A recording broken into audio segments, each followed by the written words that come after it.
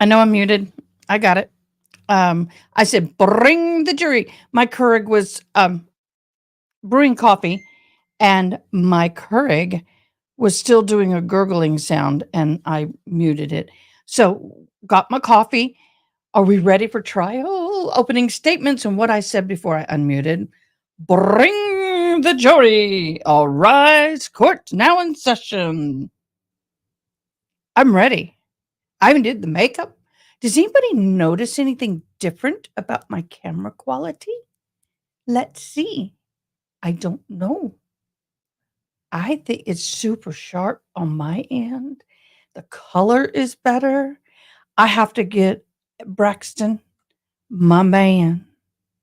He is one of our mods, but he is an IT guru. And Braxton, you are amazing. He helped me get my computer running and get it all good and all of that. So let's do birthdays real quick. I want to say I miss a special person's birthday. Jim Abatello, I miss you guys. I miss you guys. But happy belated birthday. It is looking better, isn't it? This is real color. It just, I had everything plugged into the hard drive. And I didn't know that there was a video card that you plug into. So we plugged the monitors and everything into the video card. Hold on, I'm getting a call. It's important.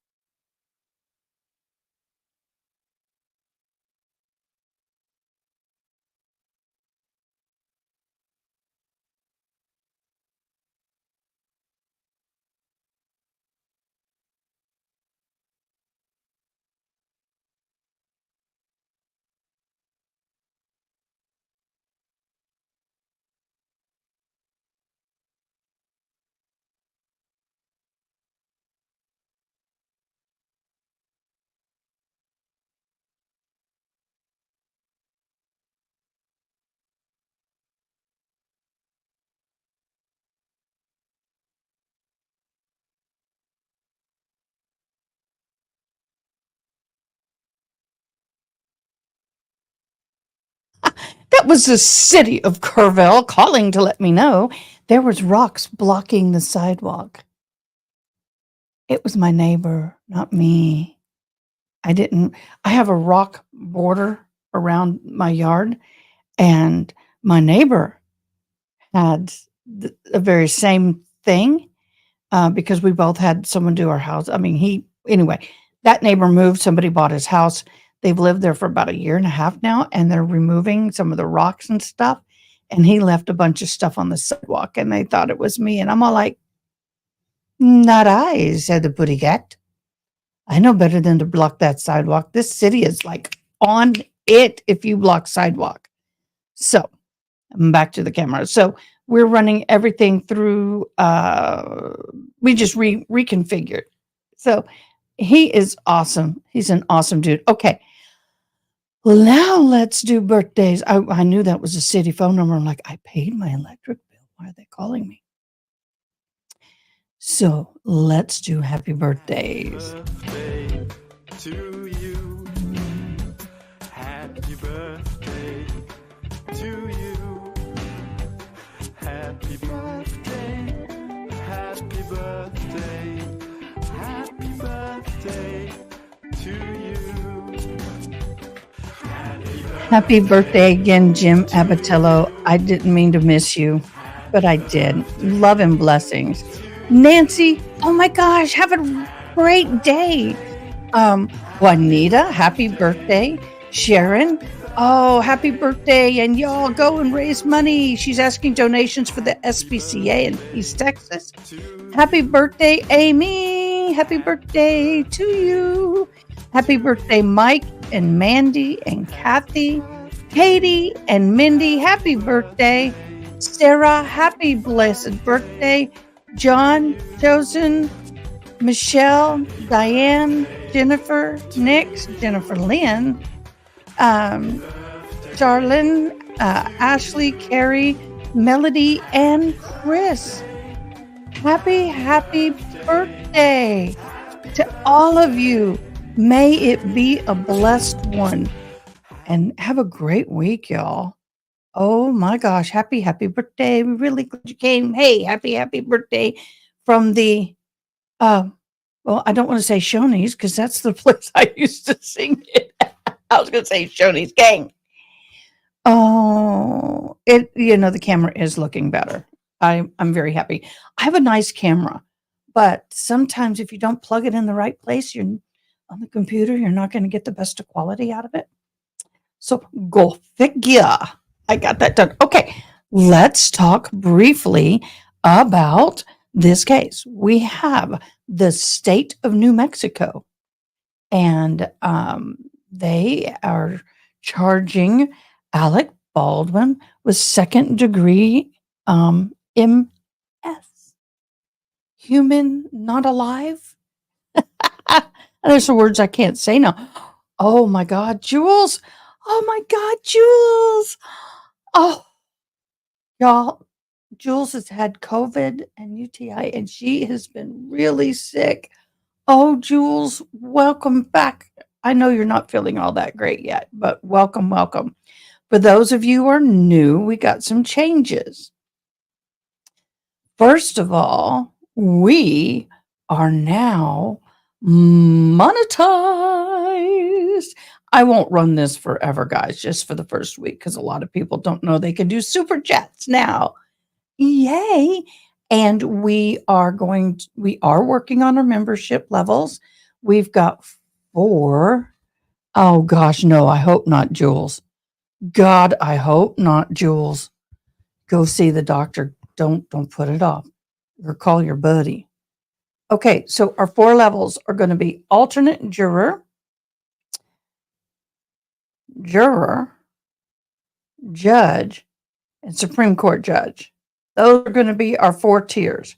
Of course, alternate juror starts at $199, $499, $999, and $1999.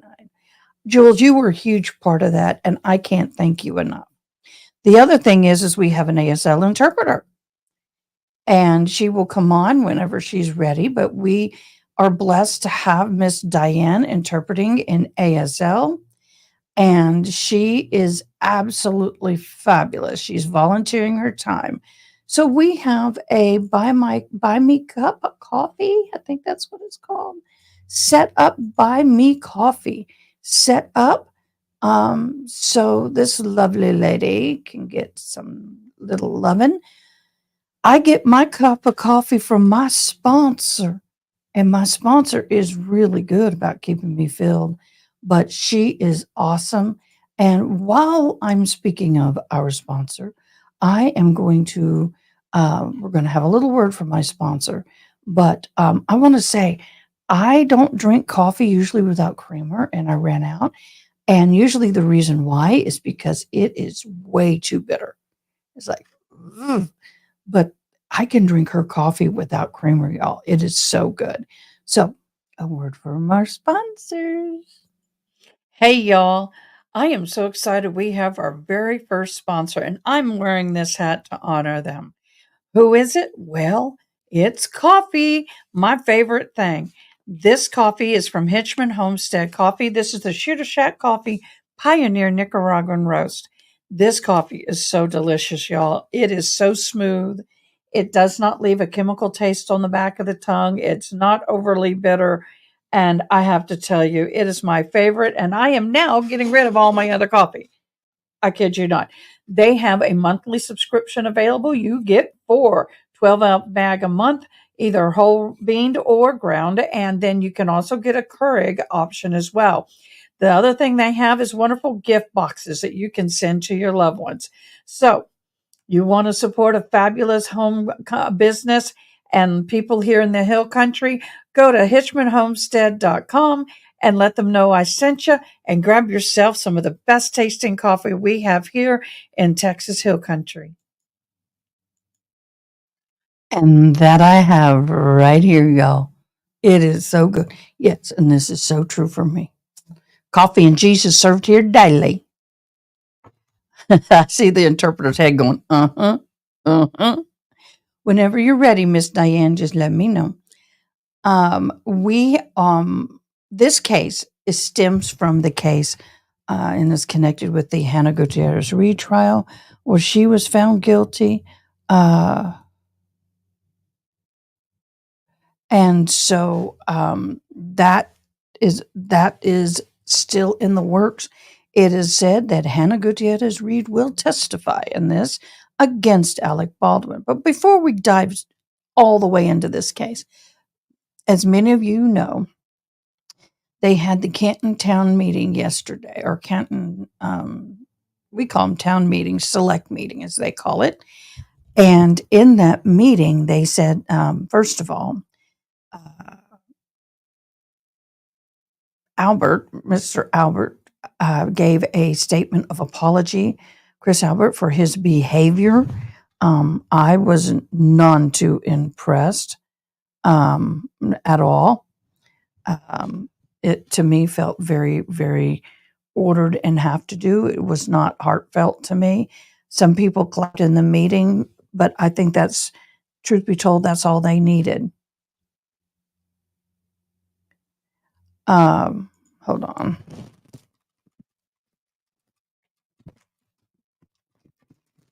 So I am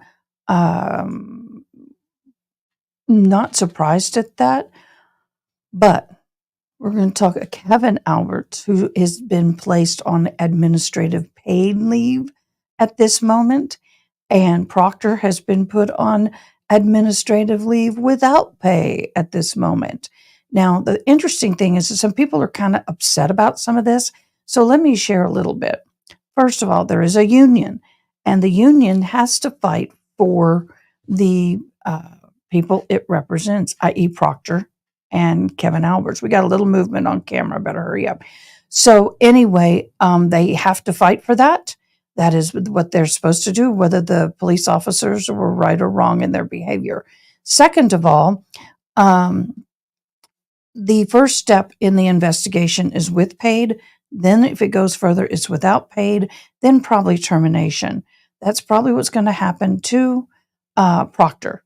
People are upset because Proctor has children young and they're going to be without health benefits. And everybody's going off on that. Guys, his wife, if she works, can have benefits. They can get extended benefits for the children. But now we're moving on to this case. There was a hearing yesterday, day before yesterday. And first of all, the defense won on two different motions. One is to keep out the information that he was a producer. That would create an unfair bias in the case. And then the other thing is that they are not going to be allowed to show videos that they showed in the Hannah Gutierrez Reed trial of Alec Baldwin rushing everybody and yelling, "Hurry, hurry, hurry! I'm in the zone," whatever.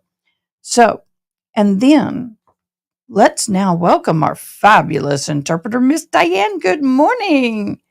Are you ready for a very busy day? Yes. Okay. Okay. The other thing I wanted to share is we had 75 jurors that were pulled for this case, and they have ended up with 11 women, 5 men, 4 alternates.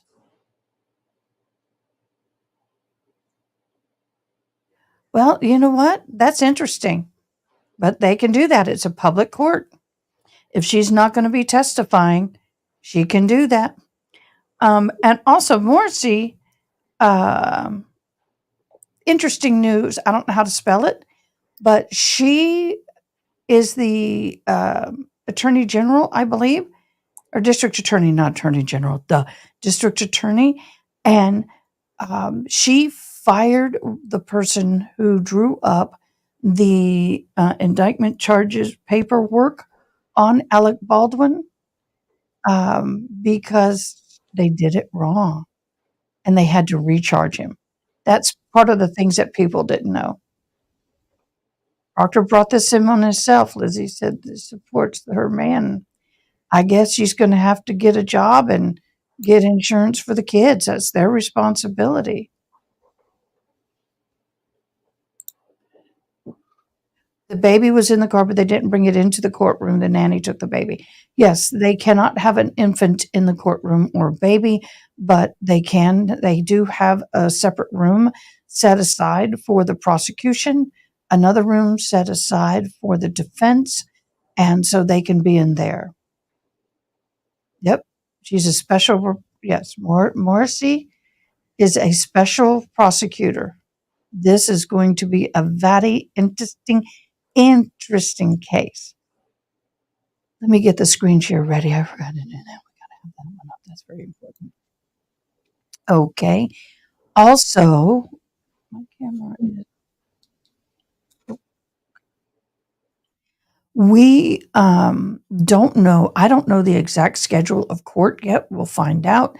It's my understanding it'll be 9:30 Central Time, 8:30. Is it Mountain Time? But this judge, I believe sometimes she can maybe start on time, maybe late. We'll figure all this out as we go.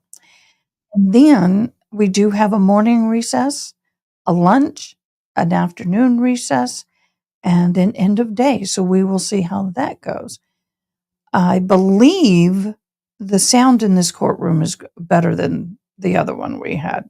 If I remember correctly. This kid, Jules, I think I'm reading some of the comments. Wow, the baby was in the courtroom, but not in the courthouse, not in courtroom. That's what people need to distinguish. That is very, very important. Reports can be very misleading in this. Absolutely. Speaking of reports, y'all, speaking of reports, I'm trying to pull it up. People have asked, where's my subscription my memberships at? Where do we stand? We right now currently have 1,539 subscriptions. Yay! Thank you guys so very much. You are awesome. I cannot wait to hit 2,000. So if you have not subscribed, please do so. That would bless me so much. Oh my goodness, I'm trying to get my X feed to switch from all the KR to AB. I know. X is same as Twitter. I don't know why they named it X, but okay, X. Everything I have is still Karen Reed. It is crazy. Crazy, crazy, crazy. So, opening statements are this morning. I do believe the judge has limited them, but I don't remember how much time. I don't even know if I've heard how much time. If anybody knows, please let me know. We got some wiggling on the camera. That means there's people moving around in courtroom.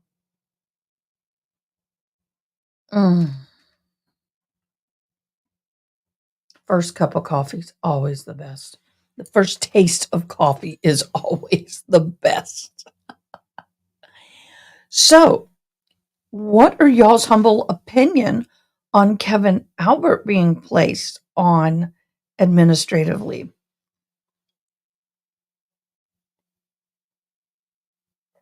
How are they going to retry her? This media nonsense is continuing. Okay, they are mostly going to ask for a change of venue because of all the media. Oh, that's what I was going to bring up here. In the Alec Baldwin case, the media is an issue. All of the jurors polled and that are seating now, all 16, all 16 jurors have seen some media about this case. Now, apparently, it was not enough for them to have it affect their opinion or ability to be a juror. That is interesting to me. Can you hear me, Miss Diane? Awesome. How is the sound? Because I rerouted some of that. So we'll see how everything goes. Well, they're going to ask for a change of venue for the Karen Reed. Doesn't mean they're going to get it. Now, the thing I'm really surprised about is this particular judge in the Auntie Bev, as everybody calls her, the judge, Beverly Cannone, Connone, I think, or something like that. She is going to maintain the position of judge on this trial if it goes to a retrial.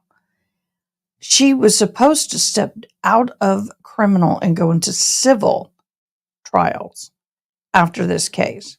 But now that this case has been considered a mistrial and a hung jury, we're still stuck with her unless for some reason she accuses herself, which I think that from what I've heard through the grapevine, now mind you, this is just gossip.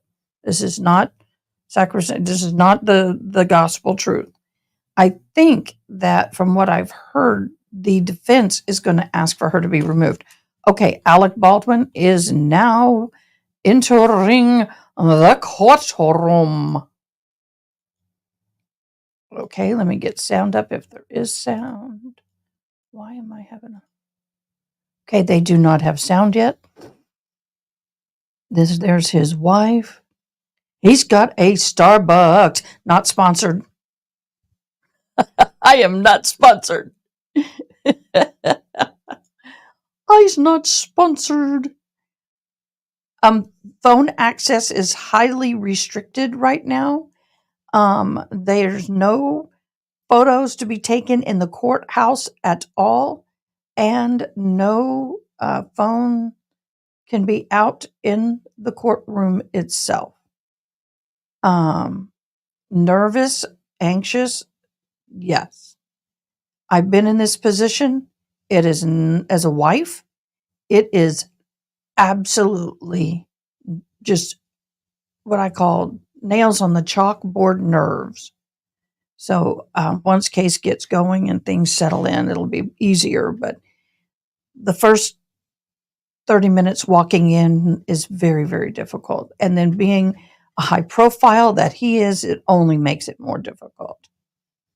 So if y'all would please share, like, and comment, I'd greatly appreciate it.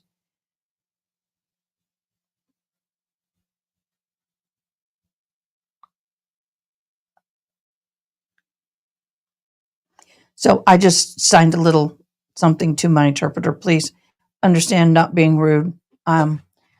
We have opened up this forum to the deaf and hard of hearing.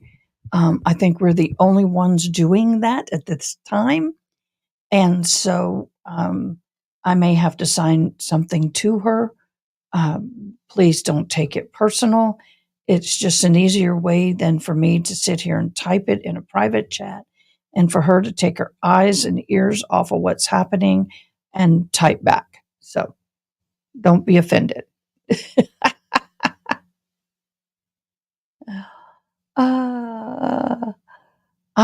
I know she is simply amazing. 1 2 1 2 1 2 1 2 1 2 1 2. You guys can hear the court? Okay, good. At least he's doing a testing. Oh, I like that voice. That was kind of velvety smooth. 1 2 1 2. Hey, I'm an ex-barbershop singer. Give me a baritone bass voice any day, and I'm like, oh.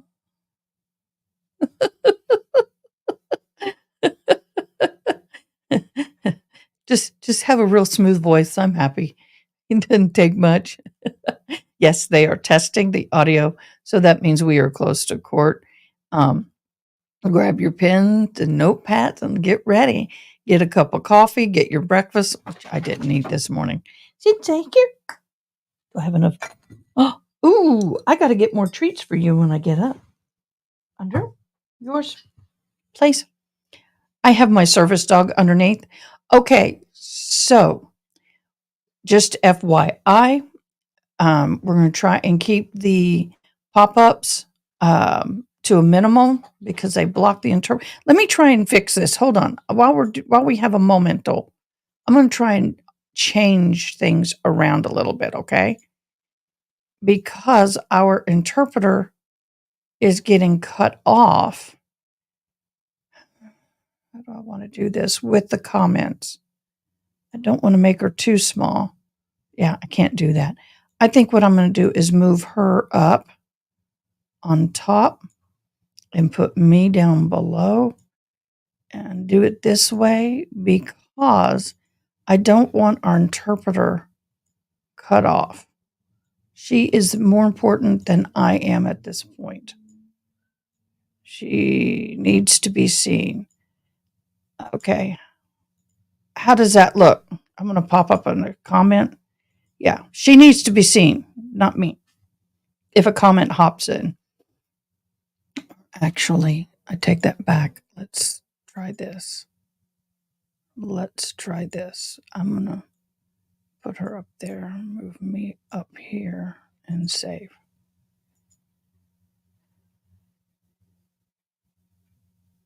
Who else is going to be looking at his left hand if we see the man with the smooth voice?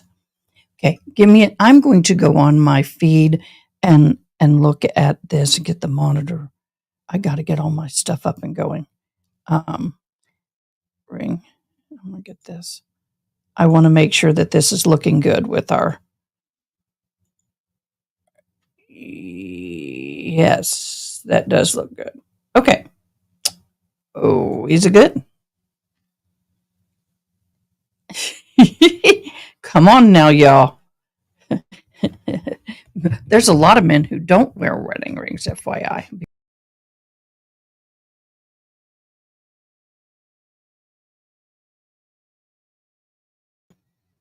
I adjusted my light a little bit. It was a little too bright.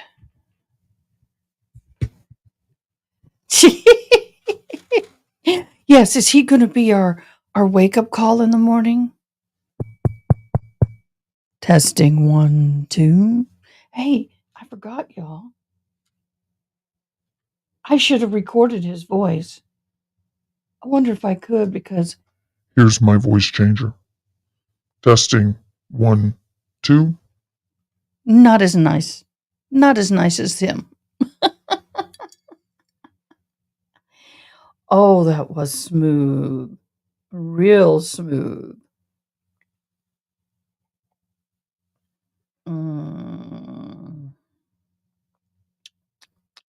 Real good coffee, too. The voice was really a pleasure to hear versus some of the voices we hear first thing in the morning. So, all right, y'all, we're just waiting. We just waiting.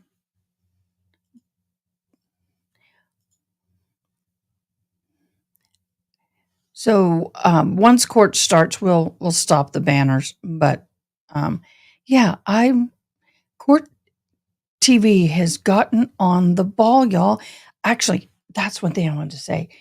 Court TV has been watching all of us YouTubers, and for all of us who have been putting like this day one and the name Alec Baldwin, opening statements, Eastern? Okay, 10:30 Eastern. Okay, we're 4 minutes late. This little thing here has been what we have been doing, and we're going, but as long as they have it up there, we don't need to put who's up there. If they have it, we don't need to do it. So if they have the witness's name, we don't need to do that part.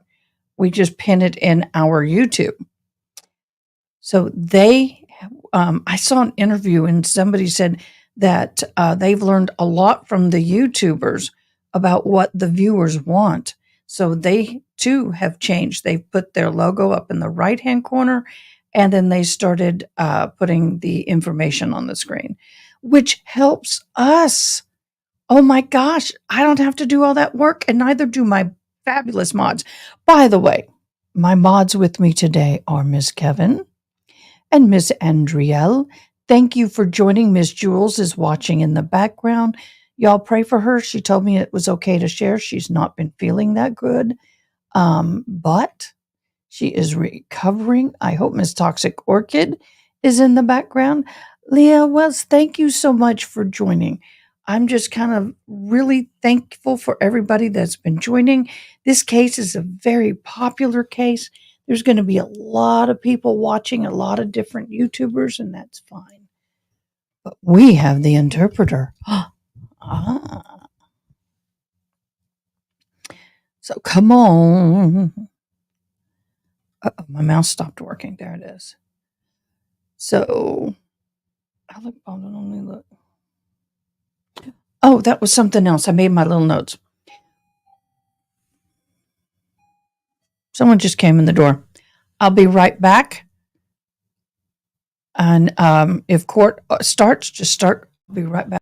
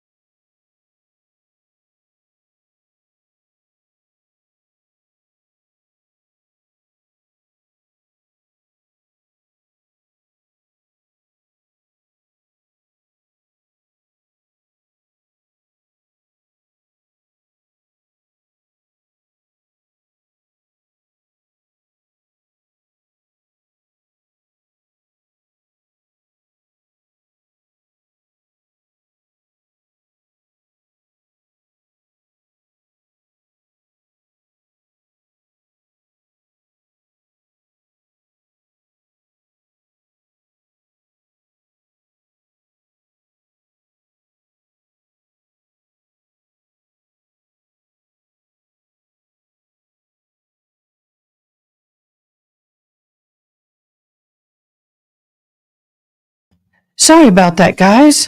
I apologize. I was going to tell you that Alec Baldwin, about the lead shooter situation where they was talking about how it could not have gone off on its own. Well, guess what? A separate individual not connected to the case went and is a professional in that field, went and tested everything he could with that very same lead shooter, the same make, model, year, everything. And he said they are famous for little, sometimes most people say it's a misfire, but he says what can happen with this particular lead shooter. Good morning, C. Morales. Is when you have your hand, if you touch the side, put a little tension on the side of the trigger, it can expel the lead and cause a misfire.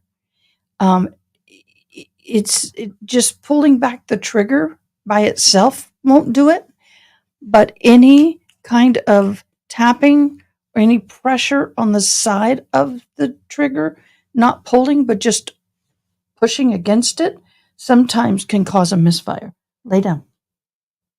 So that is something I don't know if it's going to come up in court. I don't know. I will play this video one day during lunch for y'all. I was pretty impressed with this person. If I was the defense, I'd be getting this person on the stand.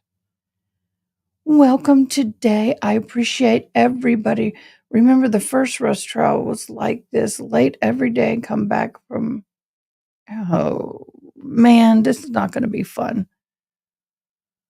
Oh, okay. So we don't have enough really to talk about as far as all their opening statements and everything. I will say it got a little fiery in the motion hearing with this special district attorney. I really like her, but man, this is going to be interesting. She was not happy that they tied her hands on the videos and the mentioning of him being a producer. Now, why is that important?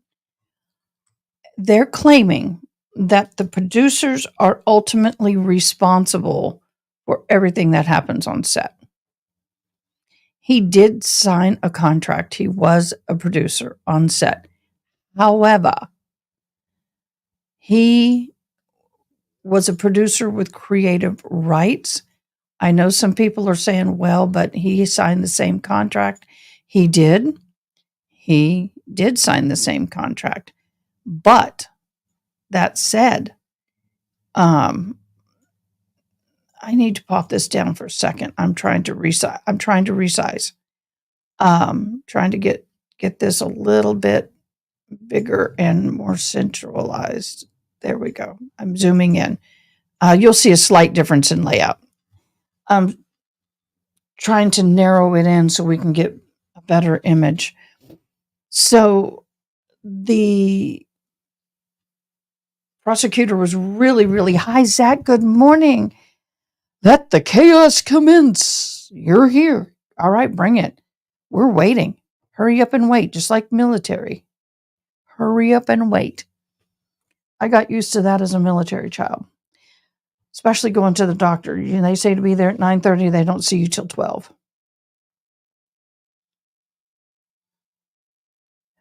Yes, the prosecution was allowed to run wild with the Hannah Gutierrez Reed. And so it's going to be interesting. They got their hands tied pretty tight with the loss of those two motions. In the Hannah Gutierrez retrial versus the trial here with Alec Baldwin, and I think from pretty much here out, I'm going to probably use first names to be kinder to our interpreter. Everybody knows who they are now. She was responsible for the safety of set. She was to ensure that there was no live lead on set. It's her responsibility for making sure that there was nothing lodged in the barrels. See, what they're supposed to do is they have a rod, and then it has it looks like a T, and you hold it here at the top, and you run it into the gun. You ram it in, and the lead shooter, and then you pull it out. Hopefully that didn't get caught. And what happens is that ensures there's no debris at all in the barrel of the lead shooter. And then you're supposed to make sure that what you put in the lead shooter is not real. There should not have been one single live lead on scene at all. Should not have been. That was her responsibility, nobody else's. That is also the responsibility of the company where the dummy rounds and the why do I pull a blank on this?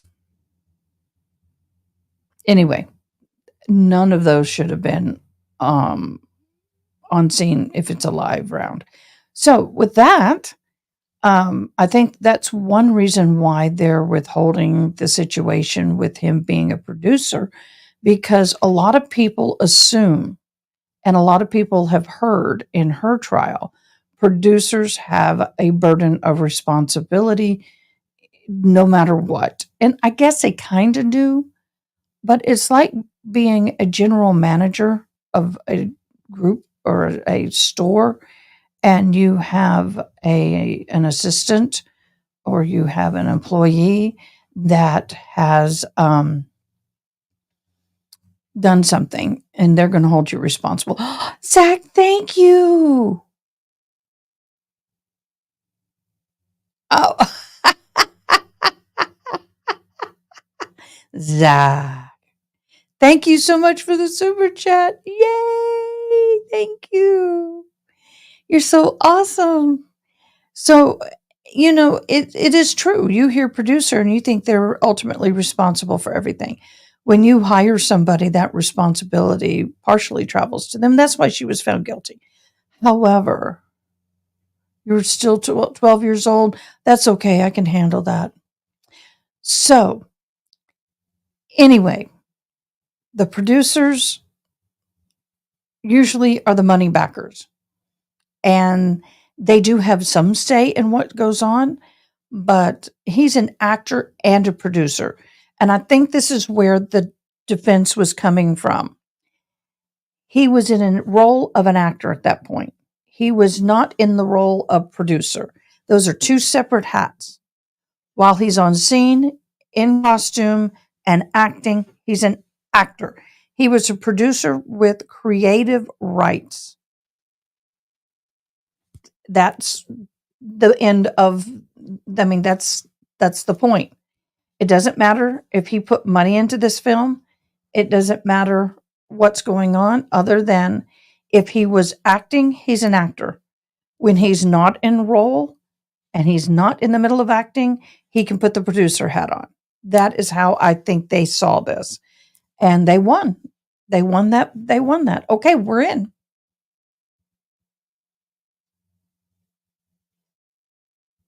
Yep. Oh, I got a story about third eyes. I'll tell y'all later. It is funny. I scared the bejeebies out of my kids for a long time. Why do we not have sound? We have sound up in our end. I'm waiting on their end. My kids were fighting in the back of the car, and I kept telling them I have eyes in the back of my head, and they didn't believe me. So one day we were going to take a long drive. So I split my hair and pulled it up, and those little fake eyeballs, I glued them with toupee glue on the back of my head, or eyelash glue. And I put my hair down, and I knew they were going to start fighting. I knew they were going to go off at some point. So what did I do? I just flipped it up real quick, and they saw eyes in the back of my head.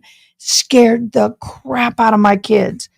They were angels. And then, Jerry's coming in. Then eventually, I think my daughter came up and she was looking in my hair one day. Where are your eyes? I said, oh, they're magic. They only come out when you guys misbehave in the car. It took that was bad. She told me later she had nightmares of eyes popping out the back of my head. What we do to our kids. What we do to our kids. His brother is there. Other family members there too. His brother is definitely there. How was the storm for us? We didn't get but a few drops of rain. It went way to our east. Someone told my kids the same thing, and one day I was sitting on the couch and I felt fingers in the back of my hair, and the youngest looking for eyes. Yeah, but did you glue eyes in the back of your head? Okay, this is a good angle on the courtroom. I keep saying that this, let me click on this over here so you can follow my mouse. See this woman right here? Follow my mouse. Looks like she could be the judge's daughter. I'm like, is that the judge's daughter? She is new to the prosecuting team. So we have them correcting and moving people around here in the court or talking to them. Here is the Baldwin family back here on the second row. You can only have part of the law team on the first row. So that's where it is. Yeah, rained a little Monday on noon. Houston got flooded. Houston bore the brunt of that storm. Houston to Beaumont. I don't know if you know how to spell Beaumont. Beaumont, I think. Beaumont. So between Houston and Louisiana got the worst of the storm. Yeah. Yep. It's raining over there near Miss Kevin in Ohio and all that. You were supposed to be in Houston this week. Woohoo! Houston. I don't like. I guess he has a hearing piece so he can hear Alec Baldwin's brother. Who is that? Kevin Baldwin? What's his name? The brother? I forget. There's so many of them. Why do we not have sound in court? My sound is up 100%. Come on, get sound. I like to hear and see what's going on. So there he is. I never liked him. I don't know why. There it goes. I couldn't see her name. And this woman here that's going over here, she's a part of the defense team. Oh my gosh, she was so animated during the motion hearing. I look forward, but I can't see her. I was going to say I look forward to seeing her, but she's out of view. I was hoping she'd sit back where this empty chair was because she's like, tell all. She does not have a poker face. I love to watch people's reactions. You can tell a lot by that. No, they haven't started. Beetlejuice. He was good in Beetlejuice. He was good in Beetlejuice. I don't know. It's something about, I guess it's his eyes. He looks like somebody I can't trust. No offense, dude, you may be a great actor. You look like a weasel. I'm sorry. He just has a look.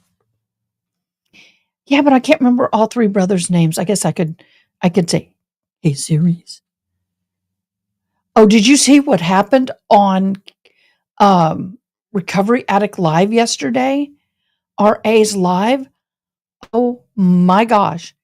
He said a word that was in the documents that he was reading. And he said, hey, Siri, what's this mean? And he said the word, don't, no. Stop, Siri. Hey, Siri, stop. Stop, Siri. Anyway, I've got to go set something up. I'll be right back.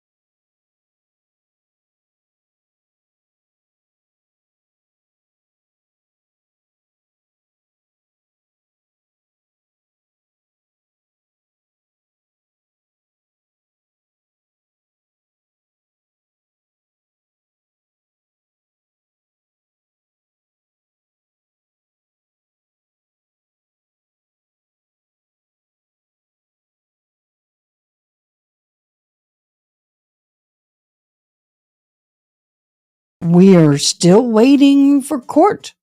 I will take you off for a moment, though. Yes. Oh, William Daniel. The third one's William Daniel.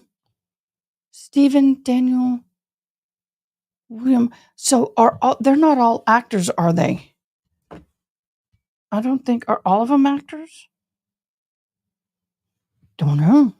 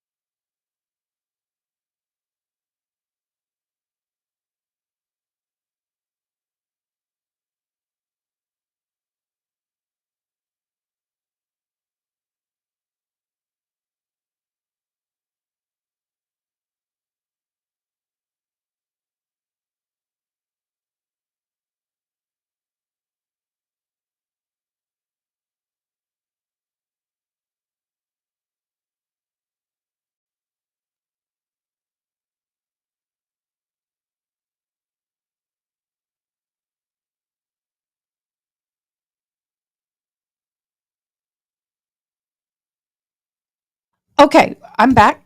I'm sorry, I had to talk to my son. So what we're going to do is I will make a chart if we need one. Brandy Churchwell would be a good one if she has it. Oh, here comes the jury. If she doesn't, I'll create one. Please send the article. Yes.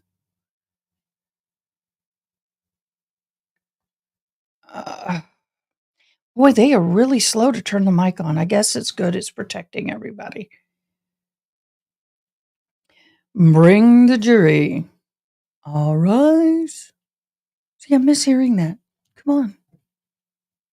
The judge was not all too happy the other day with both sides. Part of it was over evidence. Apparently, the prosecution gave the defense evidence, but ended up redacting most of it. And they were saying, we need to see this. And they were not happy about it at all. I will share the family photo later. Oh, that's right.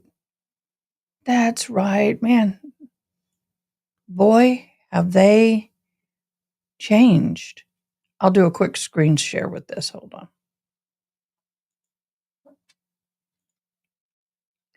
I can bring it back up quickly. It's okay. Look at them. They were so young. Look at them. Isn't that awesome? Oh my gosh.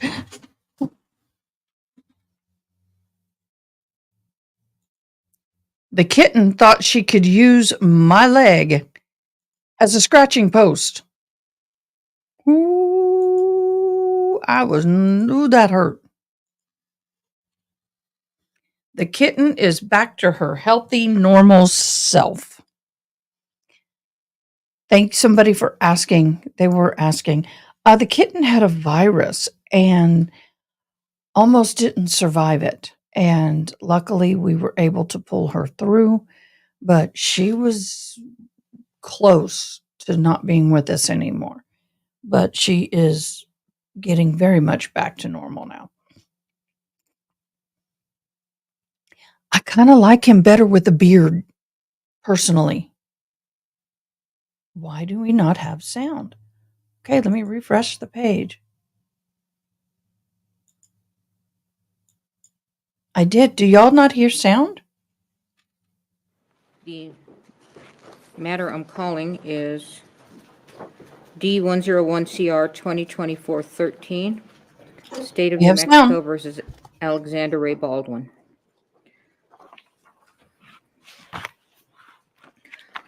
All right, jury. What are you doing? Oh, I have it on. So I have already sworn you in, if you'll recall, yesterday. Okay.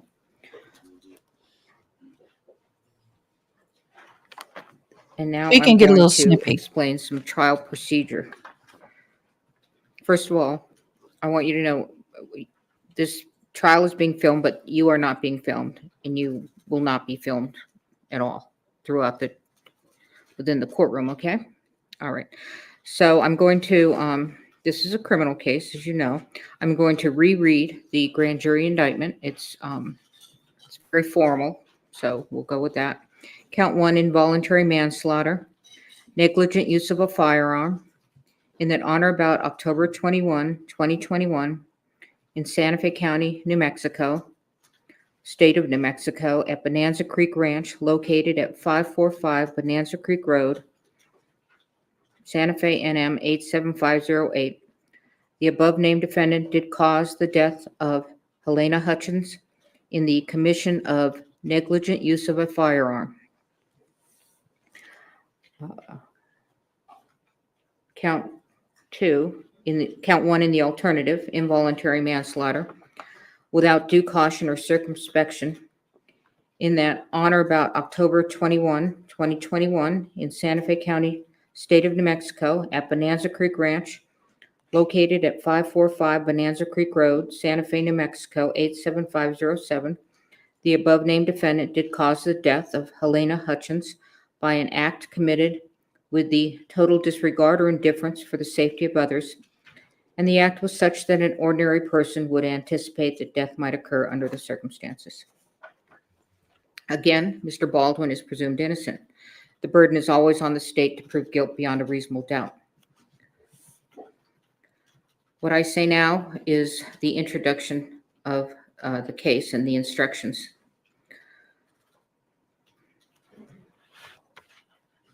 All right. Along with those instructions previously given, these are preliminary only and may be changed during or at the end of trial. First of all of you must pay close attention to the evidence. After you've heard all of the evidence in the case, I will read the final instructions of law to you. You will also receive a written copy of the instructions. You must follow the final instructions in deciding this case. And just so you know, there's going to be no transcript available to you. Juries have asked me that, so I'm telling you up front, okay? Again, the trial is expected to last 8 days, Wednesday, Thursday, Friday of this week, Monday, Tuesday, Wednesday, Thursday, Friday of next week. That's the trial. That does not include your deliberation time. The usual hours of trial will be from 8:30 to 5, typically, with a half hour for lunch. No, an hour for lunch, and then a morning break and an afternoon break. Again, please report to the jury lounge no later than 8:30 unless we're instructing you otherwise for different reasons. But in your mind, you can always expect 8:30 to be here, okay? Do not come into the courtroom unless you are accompanied by my bailiff, Steve, okay? You may take water into the courtroom with you, and you can also take coffee or tea or if you have a lid on your cup, okay? We stand up out of respect for you because you are the ultimate decision makers as to the facts in this particular case. So when you come into the courtroom, you can go ahead and be seated, and then we will take our seats.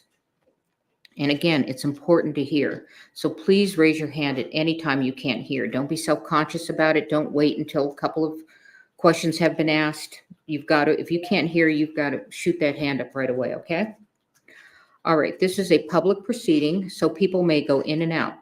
You may find yourself looking at who goes in and out, but after a while, you'll get used to it. But if there is anything that is distracting you from being able to listen and be involved in this case, please tell Steve immediately. He'll let me know, and I'll do my best to get rid of the distraction. As you know, the temperature we cannot control. All right, so sorry, we'll try to get the county in here if it plummets too high. I doubt it'll plummet too low. You are allowed but not required to take notes during trial. Steve has given you a pen. Okay. Please put your name on the front page of your pad and then take notes beginning on the second page. On breaks, follow Steve's instruction on whether to take the pad with you or whether to leave it on your chair. You don't have to worry about confidentiality. They'll be locked up at night, and when the trial is finished, they'll be shredded. Okay. Don't let your notes take the place of your independent memory of the evidence. When taking notes, please do not forget to pay close attention to the trial. Listening and watching witnesses during their testimony will help you assess their appearance, behavior, memory, and whatever else bears on their credibility. Let's go through the order of trial for those that have not engaged in a criminal trial before. A criminal trial generally begins with the lawyers telling you what they expect the evidence to show. These statements and the statements made by the lawyers during the course of the trial can be of considerable assistance to you in understanding the evidence as it is presented at trial. Is there something distracting you, Juror? No. I'm talking to the other one. Okay. Statements of the lawyers, however, are not themselves evidence. The evidence will be the testimony of the witnesses, exhibits, and any facts agreed to by the parties. After you have heard all of the evidence, I will give you final instructions on the law. The lawyers will argue the case, and then you will retire to the jury room to arrive at a verdict. It is my duty to decide what evidence you may consider. Your job is to find and determine the facts in this case, which you must do solely upon the evidence received here in court. It is the duty of a lawyer to object to questions, testimony, or exhibits the lawyer believes may not be proper, and you must not hold such objection against the objecting party. I will sustain objections if the question or evidence sought is improper for you to consider. If I sustain an objection to evidence, you must not consider such evidence, nor may you consider any evidence I have told you to disregard. By itself, a question is not evidence. You must not speculate about what would be the answer to a question that I rule cannot be answered. It is for you to decide whether the witnesses know what they are talking about and whether they are being truthful. You may give the testimony of any witness whatever weight you believe it merits. You may take into account, among other things, the witness's ability and opportunities to observe, memory, manner, or any bias or prejudice that the witness may have, and the reasonableness of the testimony considered in light of all of the evidence of the case. No ruling, gesture, or comment I make during the course of the trial should influence your decision in this case. At times, I may ask questions of witnesses. If I do, such questions do not in any way indicate my opinion about the facts or indicate the weight I feel you should give to the testimony of the witnesses. Questions by jurors. Ordinarily, the attorneys will develop all pertinent evidence. It is the exception rather than the rule that an individual juror will have an unanswered question after all of the evidence is presented. However, if you feel an important question has not been asked or answered, write it down on a piece of your notepaper and give it to Steve before this is important, before the witness leaves the stand. Okay? I will decide whether or when your question will be asked.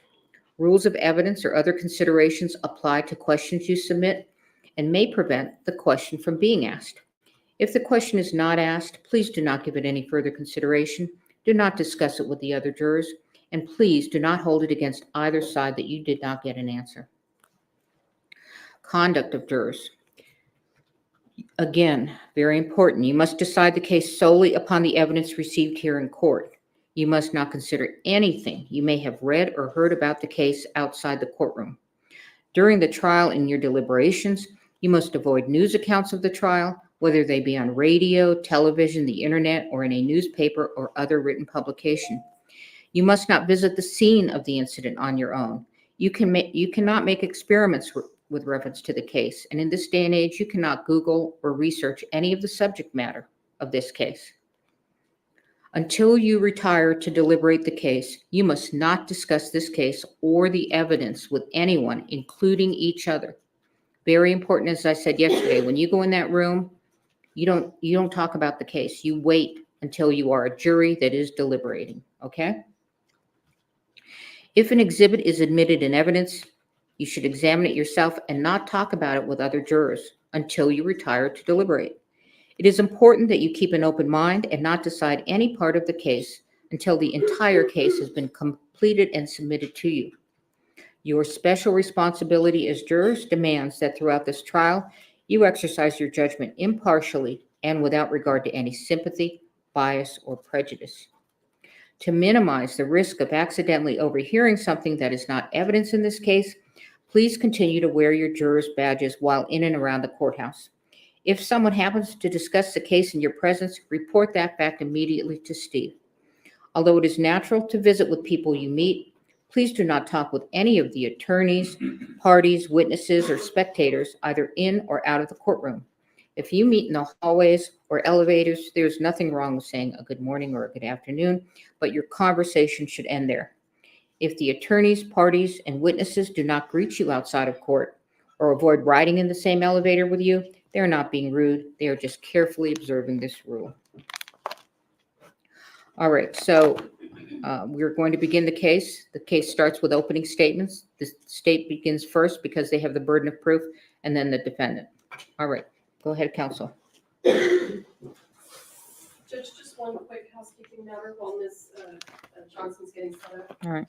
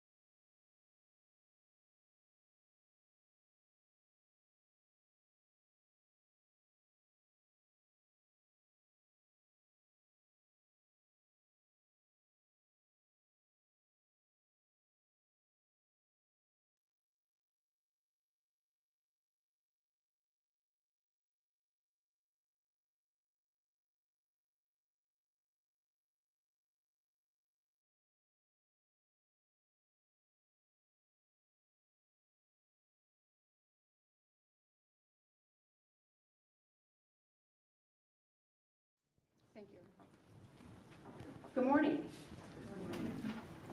When someone plays make-believe with a real gun in a real-life workplace, and while playing make-believe with that gun violates the cardinal rules of firearm safety, people's lives are endangered, and someone could be killed. Ladies and gentlemen, that's what this case is about. It's simple, it's straightforward. The evidence will show that someone who played make-believe with a real gun and violated the cardinal rules of firearm safety is the defendant, Alexander Baldwin. You will hear over the course of the next few days that in the fall of 2021, a movie called Rust began filming at the Bonanza Creek Ranch just south of Santa Fe in Santa Fe County. You will learn that this movie was a Western with a lot of gun action. And while it was a movie set, it was a real life workplace for many people. But you will hear this workplace was on a tight budget. And you will learn that some of the people who were hired to work at this workplace were very inexperienced. And one of those was the armorer, a very young woman named Hannah Gutierrez Reed. You will hear testimony from crew members who worked on the set, who will tell you that to them, Ms. Gutierrez's inexperience was obvious. You will also learn that this workplace has some talented people. And one of those was the director of photography, a vibrant 42-year-old rising star named Helena Hutchins. You will also learn that the director of this film was Joel Souza, another talented individual who cares deeply for his projects. The evidence will show, ladies and gentlemen, that like in many workplaces, there are people who act in a reckless manner and place other individuals in danger and act without due regard for the safety of others. That, you will hear, was the defendant, Alexander Baldwin, the lead actor on this film. You will learn that this movie began filming on or about October 6, 2021.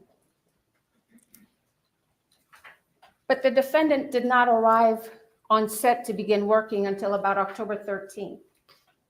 And you will learn that prior to arriving on the set to work, he requested to be assigned the biggest gun available.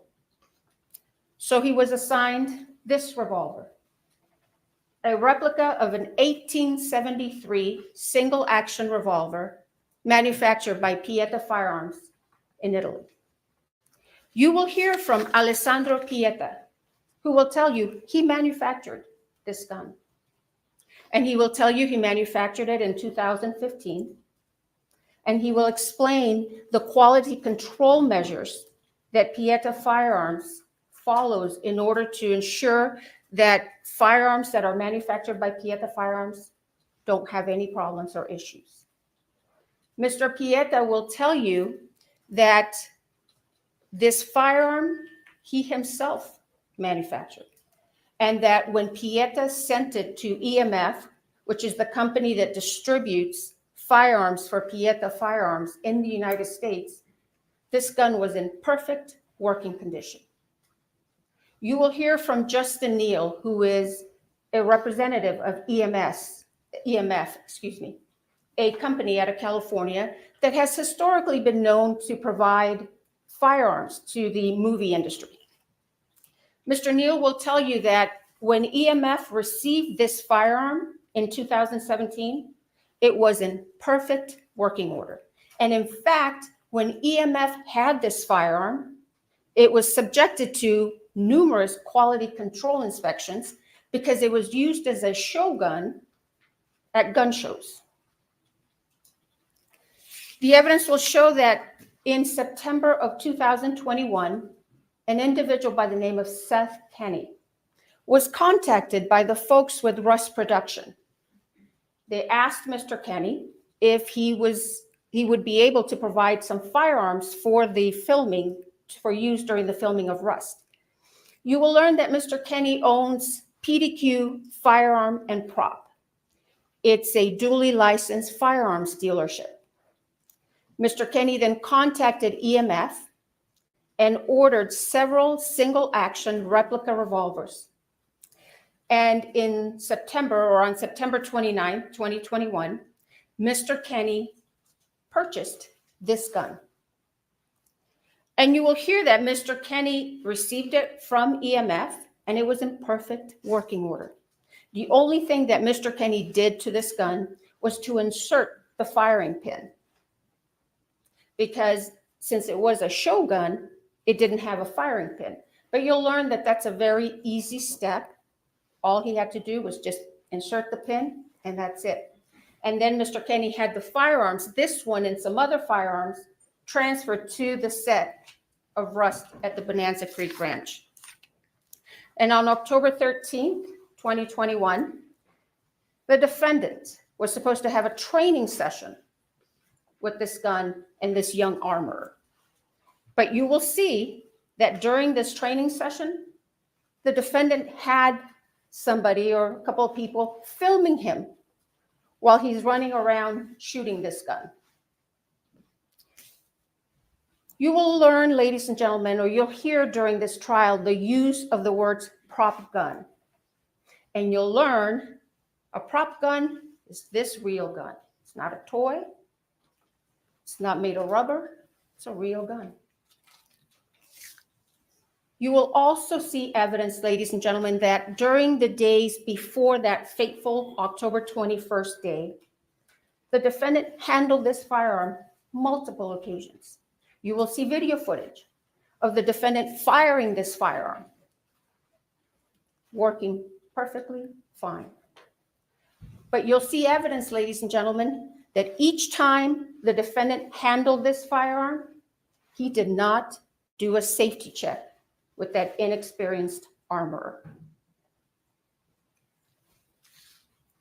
And you'll hear that the reason he didn't do a safety check is because he didn't want to offend her. The evidence you will see will paint a real-life picture of a real-life workplace where this defendant mishandled this gun. You will see him using this gun as a pointer to point at people, to point at things. You will see him cock the hammer when he's not supposed to cock the hammer. You will see him put his finger on the trigger when his finger's not supposed to be on the trigger. You will hear about numerous breaches of firearm safety with this defendant and this use of this firearm. And the evidence will show that on the morning of October 21st, 2021, the camera crew walked off set. And you will learn that one of the reasons that camera crew walked out is because they were concerned over safety breaches with the use of firearms. The evidence will show that the morning of October 21st started out a couple of hours behind.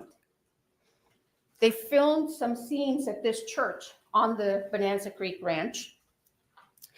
And you will see that one of those scenes required the defendant to pull out his gun. This was in the morning. Pull out his gun. And you'll hear the director tell him, pull it out and hold it. And the first time, you'll see evidence the defendant does what the director tells him. But you will hear the director tell you that many times the defendant would do his own thing. So then the director in the morning asked him, okay, do it again, just like you did now. The defendant pulls out the gun, but this time he cocks the hammer. The evidence will show they then broke for lunch.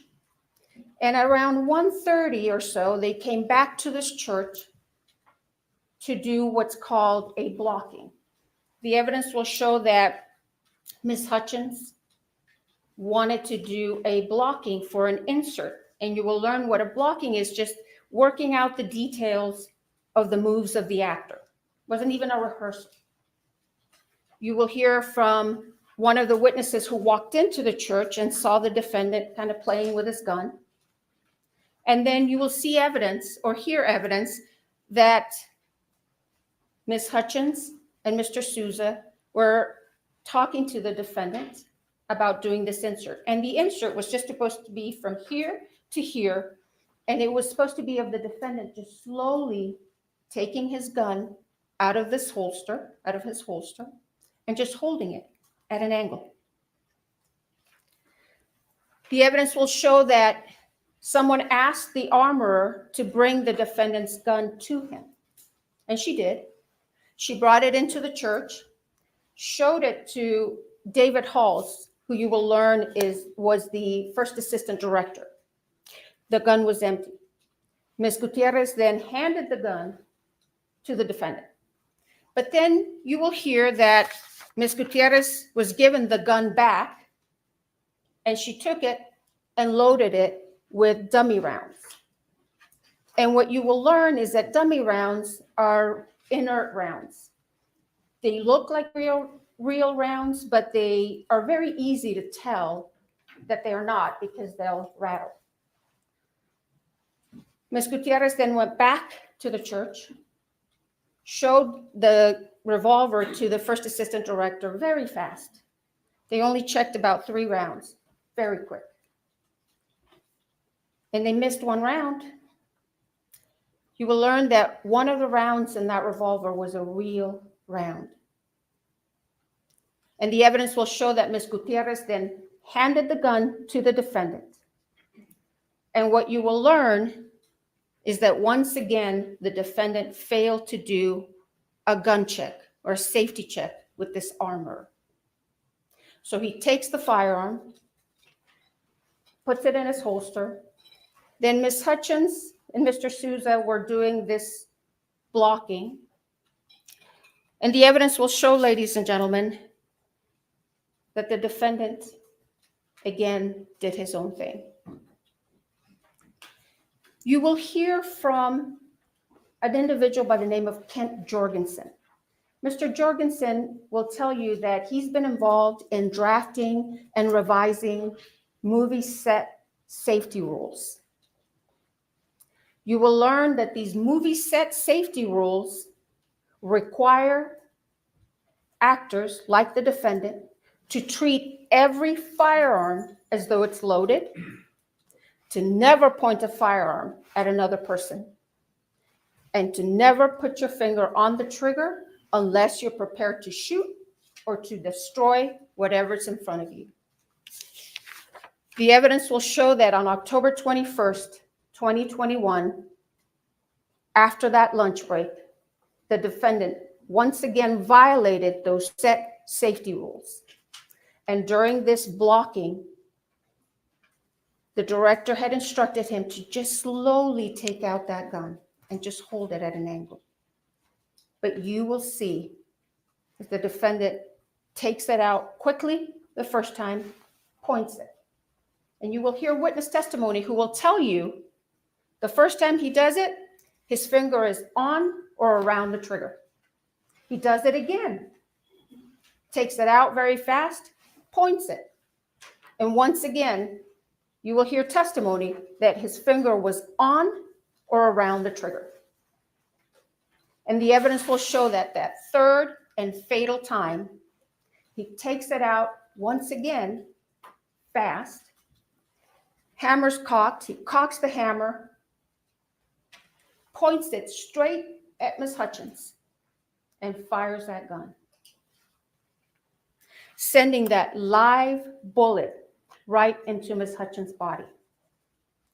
You will learn that this bullet was a .45 caliber round that entered Ms. Hutchins' body right underneath her right underarm.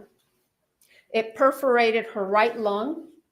It traveled through her spine, lacerating her spinal cord, and then it exited on the left side of her back. That bullet then went into Joel Souza's right shoulder, and it came to rest in his back, from where doctors removed it once he was transported to St. Vincent's Hospital here in Santa Fe. You will learn, ladies and gentlemen, that Ms. Hutchins did not have the same fate. You will see the aftermath of the shooting, and you will see medics frantically working to save Ms. Hutchins, to stabilize her, to transport her, to airlift her to UNM Hospital. But the damage from that bullet was too much. Ms. Hutchins succumbed to her injuries and bled to death. The evidence will show that meanwhile, after the shooting, the defendant began to claim he didn't pull the trigger. The evidence will show, ladies and gentlemen, that's not possible. You will hear from Mr. Pieta himself, who will tell you that gun will not discharge without a pull of the trigger. You will hear from firearms experts who will tell you that gun will not discharge without a pull of that trigger. The evidence will show that law enforcement officials arrived at the scene on October 21st after the shooting and immediately took this gun into their custody. Then later, they asked the FBI for assistance in processing this gun for forensics and examination. You will learn that the gun and some ammunition that was taken from the set and from PDQ arms were sent to the FBI for analysis. You will learn that the gun first went to the DNA section of the lab, where a DNA analyst found the defendant's DNA on this gun. And then the gun was transferred to the firearms and tool mark section of the lab, where a firearms examiner examined this gun very carefully and closely. Bryce Ziegler, who is the firearms examiner for the FBI, will tell you that when he received this firearm, he first examined it. He didn't see any defects, didn't see any modifications. He tried and he checked the hammer in the 3 different positions, cocking positions. He checked the quarter cock position, fine. Checked the half cock position, fine. Checked the full cock position, fine. And when he held it in the full cock position, you will hear that hammer held until he pulled the trigger. You will also hear that Mr. Ziegler test fired this gun 12 different times. And each time that gun fired as it was designed. Each time when he pulled that trigger, it fired. And he will tell you that not once did this gun malfunction or discharge on its own. Now, the evidence will show that because the defendant had been claiming that he didn't pull the trigger, Mr. Ziegler suggested one last test to the sheriff's department. Mr. Ziegler told the sheriff's department that he could do what's called an accidental discharge test. He obtained authorization to do this test, and you will hear that he left that test for last because that test could potentially damage the gun. Mr. Ziegler went forward after he received this authorization and conducted the accidental discharge test. And you will hear, ladies and gentlemen, that during that test, a couple of the internal components of this firearm damaged. You will hear that the trigger sear and the full cock hammer notch were damaged during the accidental discharge testing. The evidence will show, however, that before this accidental discharge testing by the FBI, this gun functioned and worked perfectly fine. You'll see the video footage of the multiple occasions during which the defendant used this firearm on the set, and each time he fired it, it was working just fine. And in fact, you'll hear evidence that the defendant himself admitted in December of 2021 that this gun didn't have any mechanical problems. You will hear from the 2 of the country's leading experts on firearms forensics, Michael Haig and Lucian Haig. And they will tell you that they examined the revolver and the damaged pieces extensively. They will tell you that the damage to the full cock trigger notch is consistent with the accidental discharge testing that was conducted by the FBI. Lucian Haig will tell you that in August of 2023, he examined the trigger sear, the other piece, and that when he looked at it initially with the naked eye, there was nothing wrong with it. He couldn't see anything. But then he put it under the microscope and he noticed some kind of rough microscopic diagonal lines on the surface of the trigger sear. And since at the time he did not know how Mr. Ziegler had conducted the accidental discharge test, he opined that these very small microscopic lines were likely not caused by the FBI accidental discharge testing, but he could not exclude that as the source of those lines. Then a few weeks ago, Mr. Haig will tell you that he spoke with Mr. Ziegler and he learned how Mr. Ziegler had conducted the accidental discharge test. Mr. Ziegler explained that he affixed that firearm onto a fixed platform and then struck the firearm on 6 different planes with a rubber mallet. And Mr. Ziegler explained to Mr. Haig that he had not affixed the mallet to another fixed device. Instead, he did it freehand. Mr. Haig will tell you with his 50-plus years of experience as a firearms forensics expert, he opined or concluded that those very tiny microscopic diagonal lines on the surface of the trigger sear were likely caused by the FBI's accidental discharge test. The evidence will show, ladies and gentlemen, that regardless of how those tiny microscopic lines got on that trigger sear, these firearms experts will tell you that those would not affect the functionality of this firearm. At the end of this case, ladies and gentlemen, you are going to conclude and be convinced beyond a reasonable doubt that on October 21st, 2021, that gun the defendant had asked to be assigned worked perfectly fine as it was designed,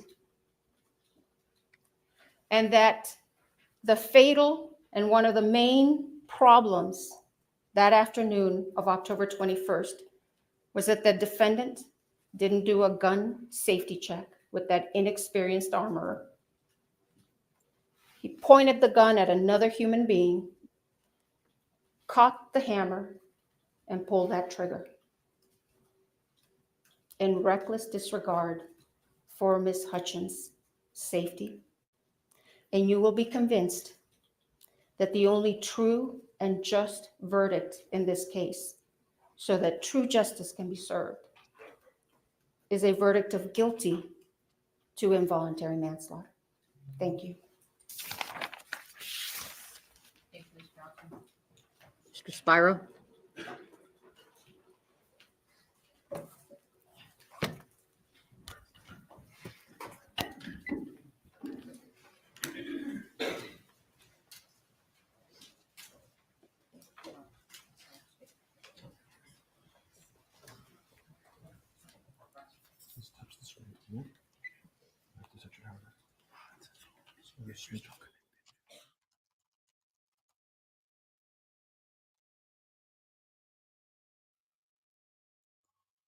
What do you think about the opening statements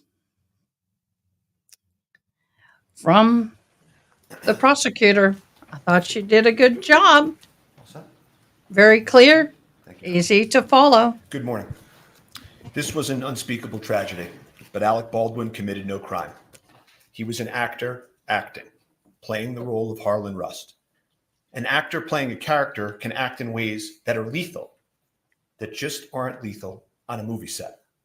These cardinal rules, they're not cardinal rules on a movie set.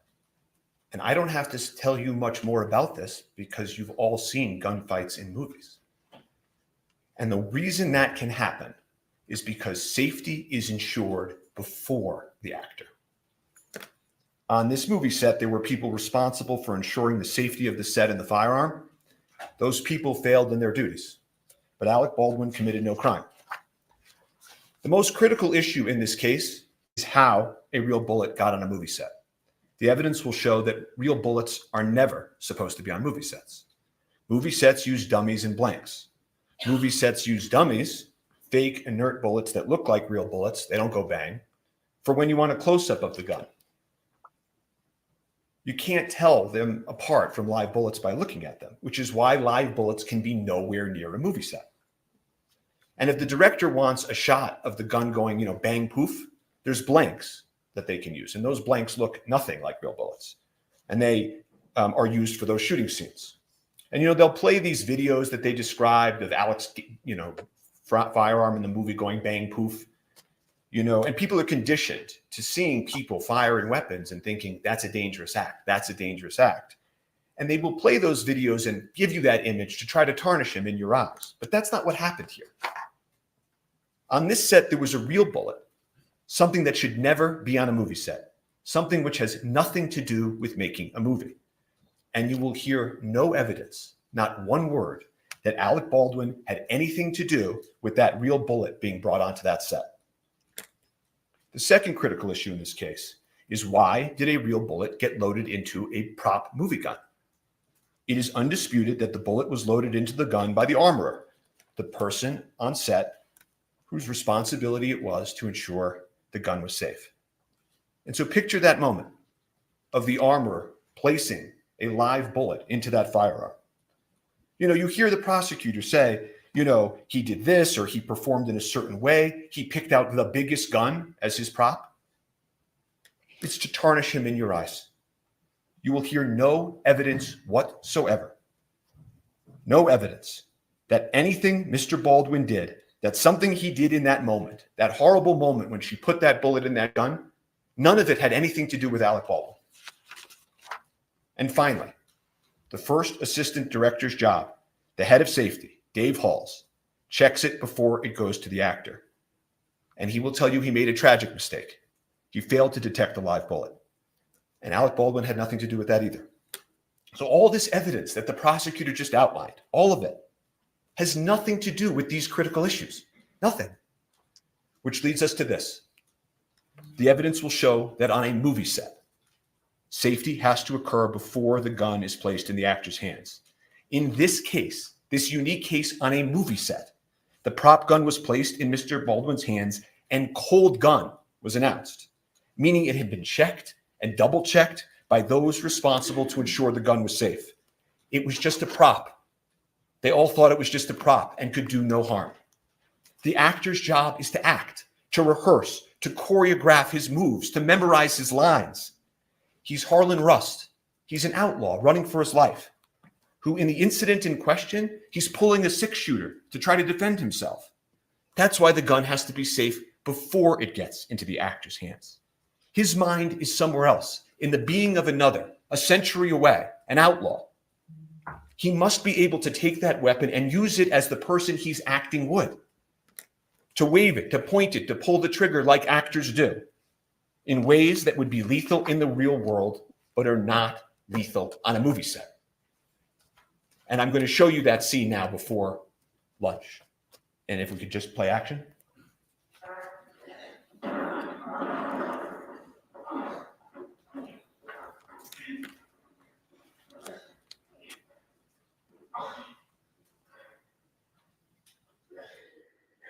I'm gonna go find some help. I don't need no damn help. You're gonna die if I don't. He's wounded and on the run. Play again. Continue.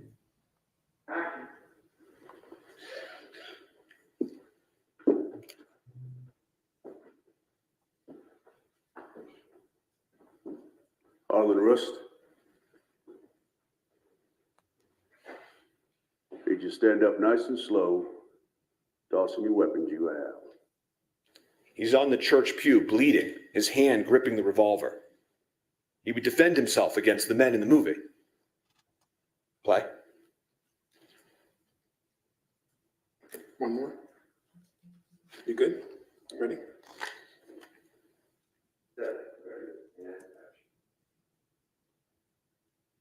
Harlan Rust. Did you get up nice and slow, tossing the weapons you have?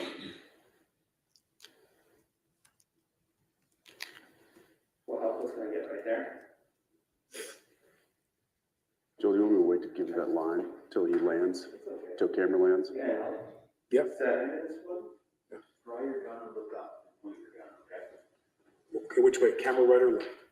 This side. So camera left for now. I'll stand right here for you, Alec. So whip it out.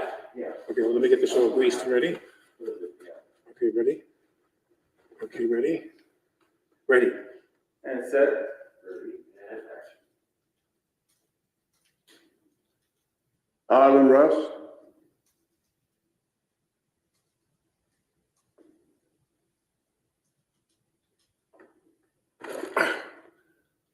Do one more just like that. You got one more?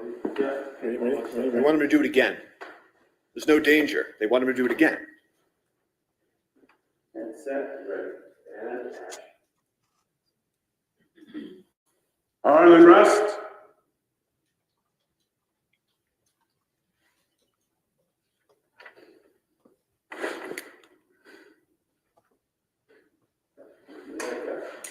Nice. You pulled the trigger. Sorry. He pulled the trigger. It's a scene similar to scenes we've all seen in movies and television. performed by thousands of actors. And the scene that continues after lunch is the same scene. It's just not, unfortunately, captured on videotape. And the scene they envisioned and acted out, that prop gun was positioned in the afternoon so close to the camera that you could see inside, that you could feel it. You could feel that it was loaded. And it was loaded, of course, with dummies. Dummies to make it look like a real gun. But this one time, one of those dummies was a real bullet. The real bullet was not known to anyone in that church. Amongst the actors, directors, and crew in the scene, everyone was doing exactly how they go about their business every day on a movie, not as if some lethal element had been included in the environment. You will see creativity and movement and everyone talking and vibrant. No one had any idea that this venomous, toxic element had been inserted into this magic they were creating. But it did. It entered that place. It killed an amazing person. It wounded another, and it changed lives forever. And so to find out what happened on that movie set, you need to do something that the prosecutors could never do. You have to step back and remember what they were doing on a movie set. What were Helena Hutchins, the cinematographer, Joel Souza, the director, and Alec Baldwin, the actor, doing on Bonanza Creek Ranch? You know, movies and magic have always been closely associated. The first people that made movies were magicians. And this imagination that happens in movies, you know, King Kong, he can stand above a city, and Superman can fly, horses and snakes and gun battles. For this to all work, for cinematography, what Helena did to work, for acting to work, you have to be so close to the barrier of real and imagined that the viewer feels that they're there, that it's real. The viewer can't see strings from the stuntman. The stuntman must leap. The snake must hiss. And guns happen in movies all over this country for many decades. Bang, bang. You've all seen it. Guns have been an element of theater and film and television since the earliest of times. Depictions of war and combat, Spartacus, it stirs audiences because it feels real. Later films, Platoon, Apocalypse Now, they showed the unvarnished realities of war. This ranch, Santa Fe, it had been the scene to many gunfights and movie scenes, well before Alec was even born. Laramie, Butch and the Sundance Kid, and these westerns. Your Honor, may we approach? She didn't. She interrupted his opening statement. Ooh, snap. That is it. I haven't seen that happen too often, y'all.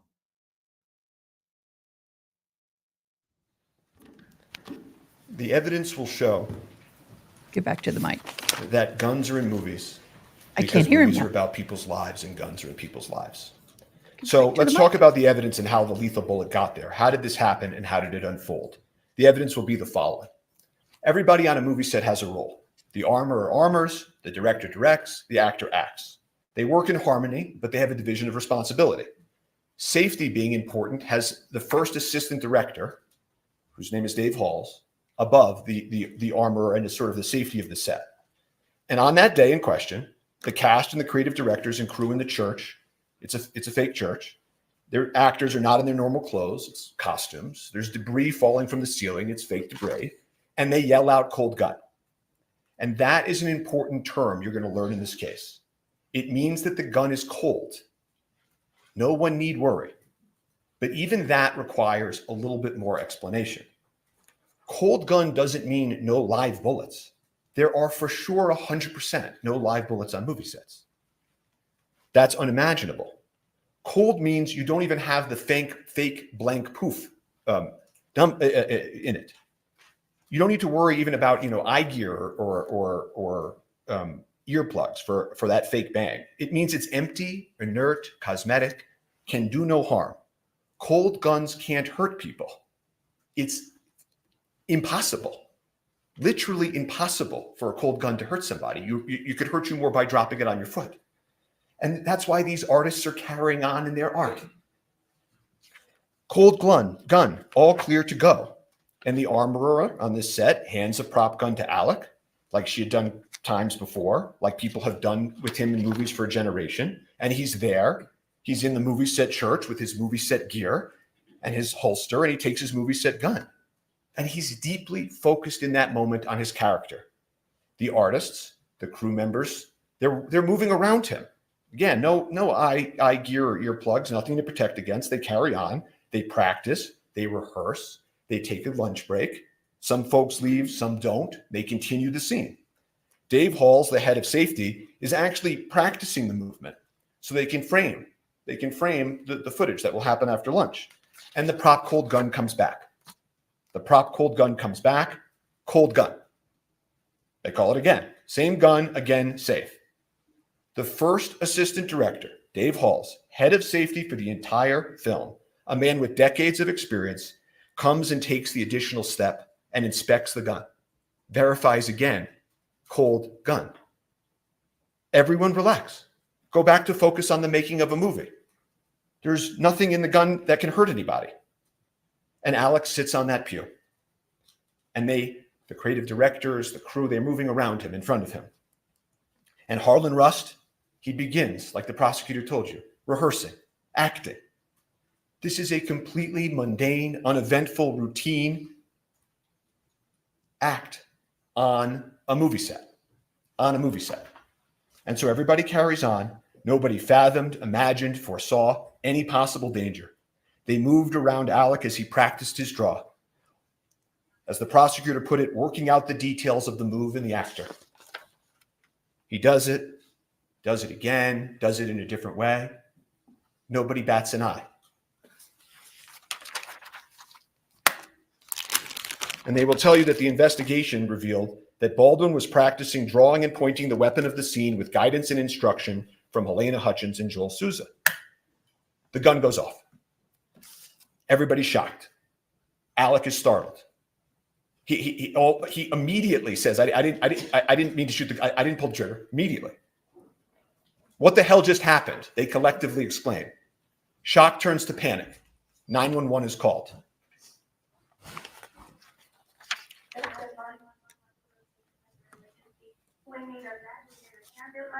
Out at Bonanza Creek Ranch right now. We've had 2 people shot on a movie set accidentally. He said someone was shot? 2 people accidentally with gunshots as on movie set, Bonanza Creek Ranch. Send it. I'll connect you with medical dispatch. Don't need that.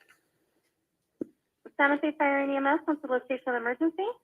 No, Bonanza Creek Ranch has had 2 people accidentally shot on a movie set by a prop gun.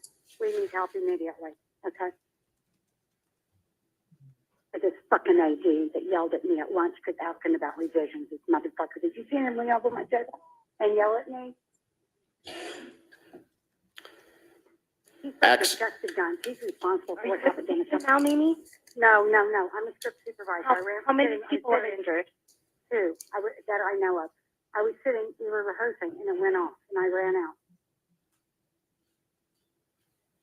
Accidentally shot on a movie set with a prop gun. The fucking AD, it was his responsibility.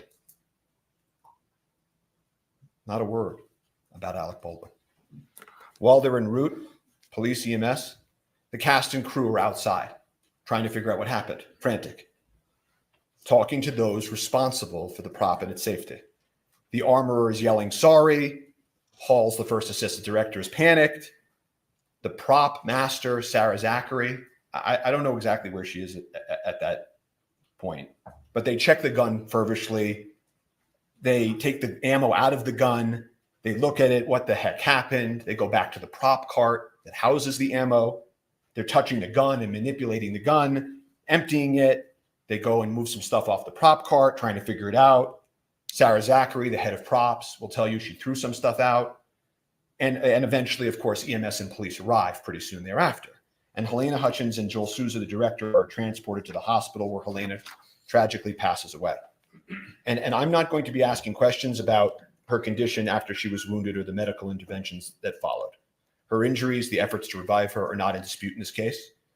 The evidence will be there. The prosecutor may present some of these emotionally charged images, but we're not going to be asking questions about that, and it's not an issue in dispute in this case. You jurors are allowed to ask yourselves whether or not that should be the focus or the focus should be the evidence. So police enter the scene. They have lapel cameras. Thank God they have lapel cameras. You want to see what happens? The evidence will show you can play the videotape. Want to see if they take the right gun? Play the videotape. Want to make sure what the people said or did, they're remembering correctly? Play the videotape. And so they immediately recover the prop gun and they secure it. That's off to the side. And the reason that you preserve things in the moment is so that you know what existed in the moment, the evidence in the moment, the people and the witnesses and what they said in the moment. These folks, the members of Rust, they'd never been through anything like this before. That is why what they originally said matters so much in this case. If you remember anything I say today as the evidence proceeds, remember that. Look at the evidence of what the people of Rust said and did that day. Life changes, memories change. There are human motivations, internal pressure, external pressure. That's why preservation is so important. So the police continue. In terms of the prop cart and the prop ammo that's on the cart, it's manipulated, altered, kind of messy.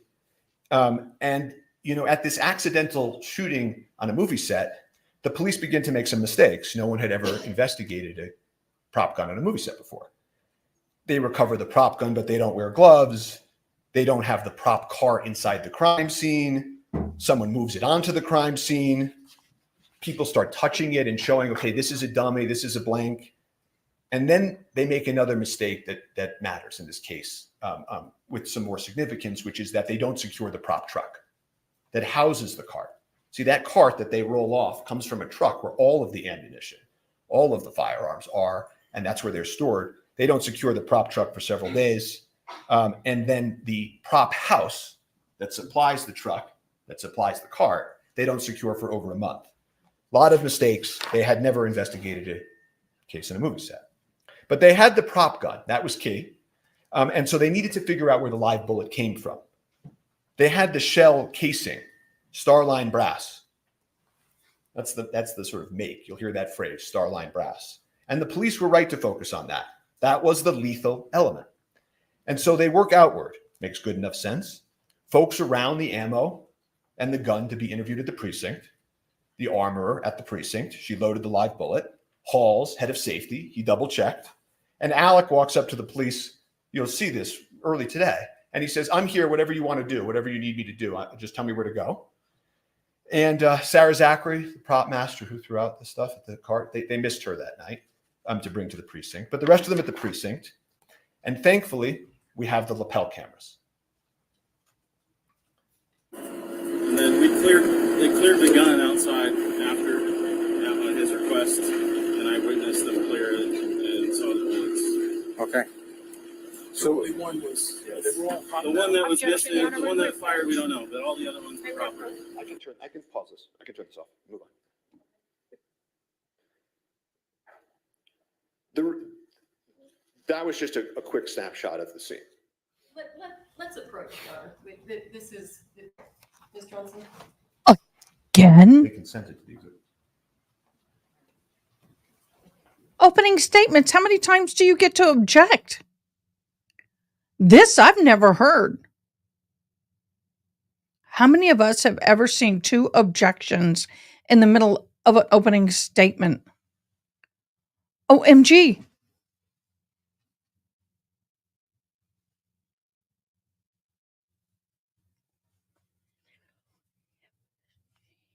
I am surprised. This is strange. I have never seen this before. Wow.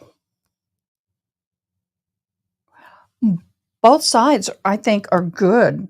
It's very clear. I'm following. The remaining witnesses from There's inside context. the church are interviewed on the scene. They're interviewed with lapel cameras. They're interviewed by the lead detective, Detective Cannell. And those witnesses, some of them will come in here and testify. And not a single one of them will tell you anything different than what I'm about to tell you about the evidence. The gun was double checked, verified it was a cold gun. not an actor's responsibility to check. Safety was ensured before. Alec was doing his practicing, his rehearsing, his movements. People manipulate and point guns on movie sets. The gun went off during the rehearsal. No one saw him intentionally pull the trigger. It was obviously a tragic accident, but Alec committed no homicide. Alec took the gun from those charged with its safety. He did not tamper with it. He did not load it himself. He did not leave it unattended. It completed his costume and his character. It was an actor handling a prop and integrating it into the character of Harlan Rust. There was a dedicated professional there, off camera, whose sole sacred responsibility was that prop safety. And Dave Halls, the head of safety, was there by her side. Everyone relied on that. And it was tragic that they let them down. He was just acting as he has done for generations, and it was the safety apparatus that failed them all. So law enforcement continues. They need to find the live bullet. That was the lethal element. So they, led by Detective Cano, execute a search warrant on the church. And that's what law enforcement does. They immediately go to a judge. They say, this is what we need to do. They go into the church urgently before anything can be altered. They're confirming it was an accident, not a crime in the church. They search for guns and ammunition, videos and photos. There was no further answer in the church. They had the prop gun. They had all those witnesses secured. Their statements are clear. Alec had committed no crime, but the bullet was a mystery. And so they focus on the bullet, the critical lethal bullet, and how did it enter the movie set. So they had the prop cart, and then they go do the warrant on the prop truck. And so at that point, and I'm going to put up a photo so that you can see who some of these individuals are. They're trying to figure out when they go to the truck, what is the source of the lethal bullet? And so they execute a warrant on the truck approximately a week later.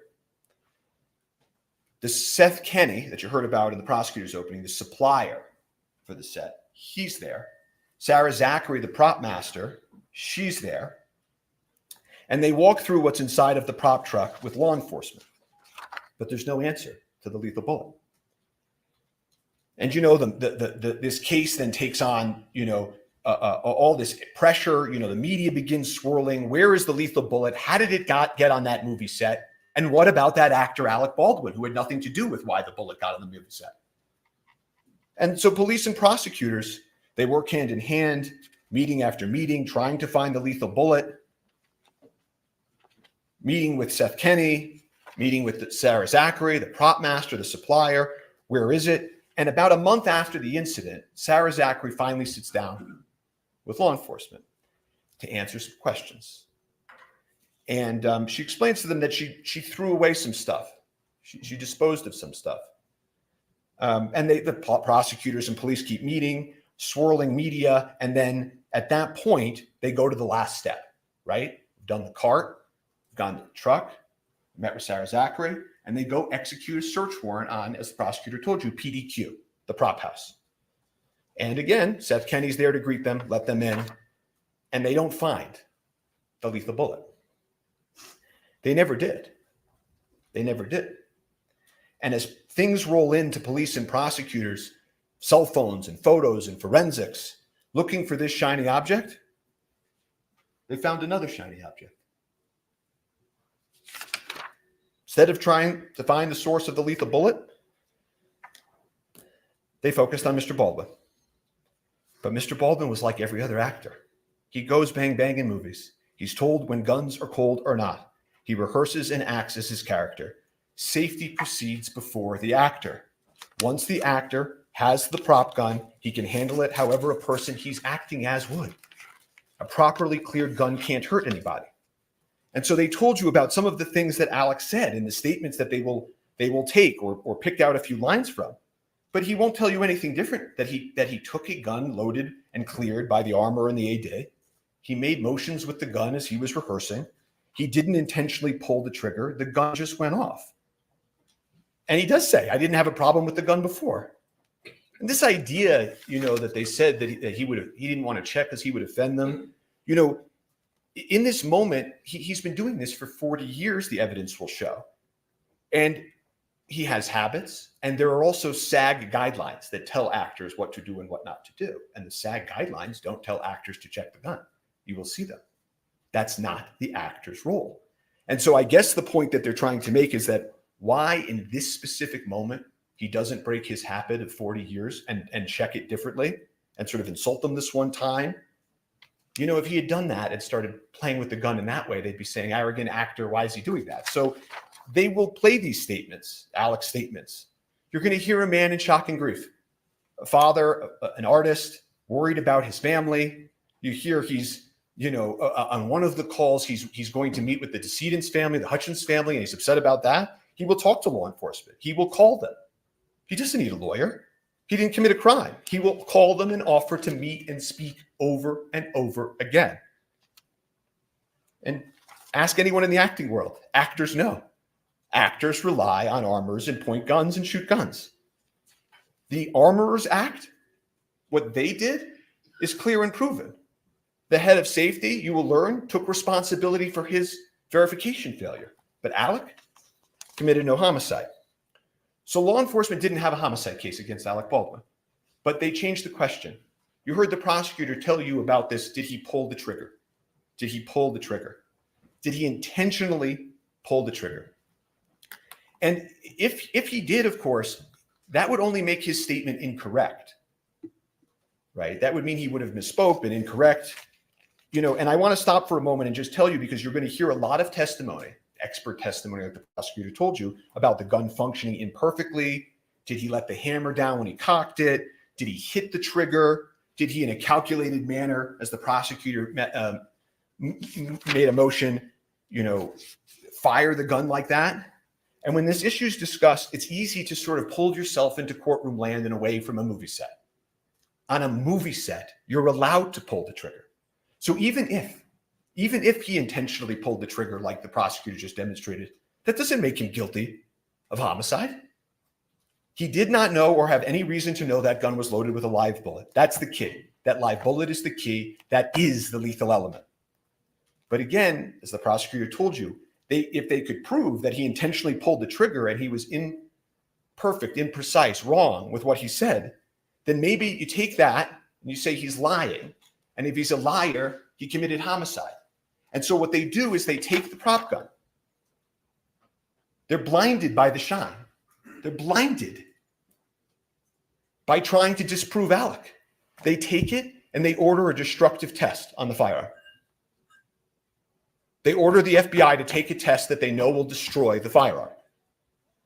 It's a pointless, unnecessary test where they blindly try to make this big case by taking a mallet and smashing the firearm.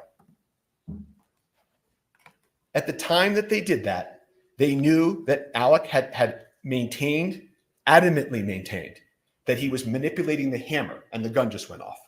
That the witnesses said it went off out of nowhere. That there are these accidental discharges that happen on the set. That guns have issues in the real world. That this gun had a hair trigger.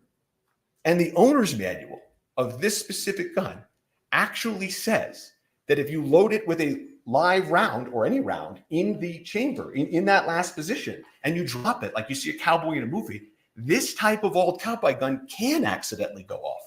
I don't remember hearing anything about that. The evidence will show that. So rather than trying to answer the question of what happened, they proceed with the destructive test. They eliminate the one item, that could prove what Alex said and believed. They didn't offer him a chance to test the gun.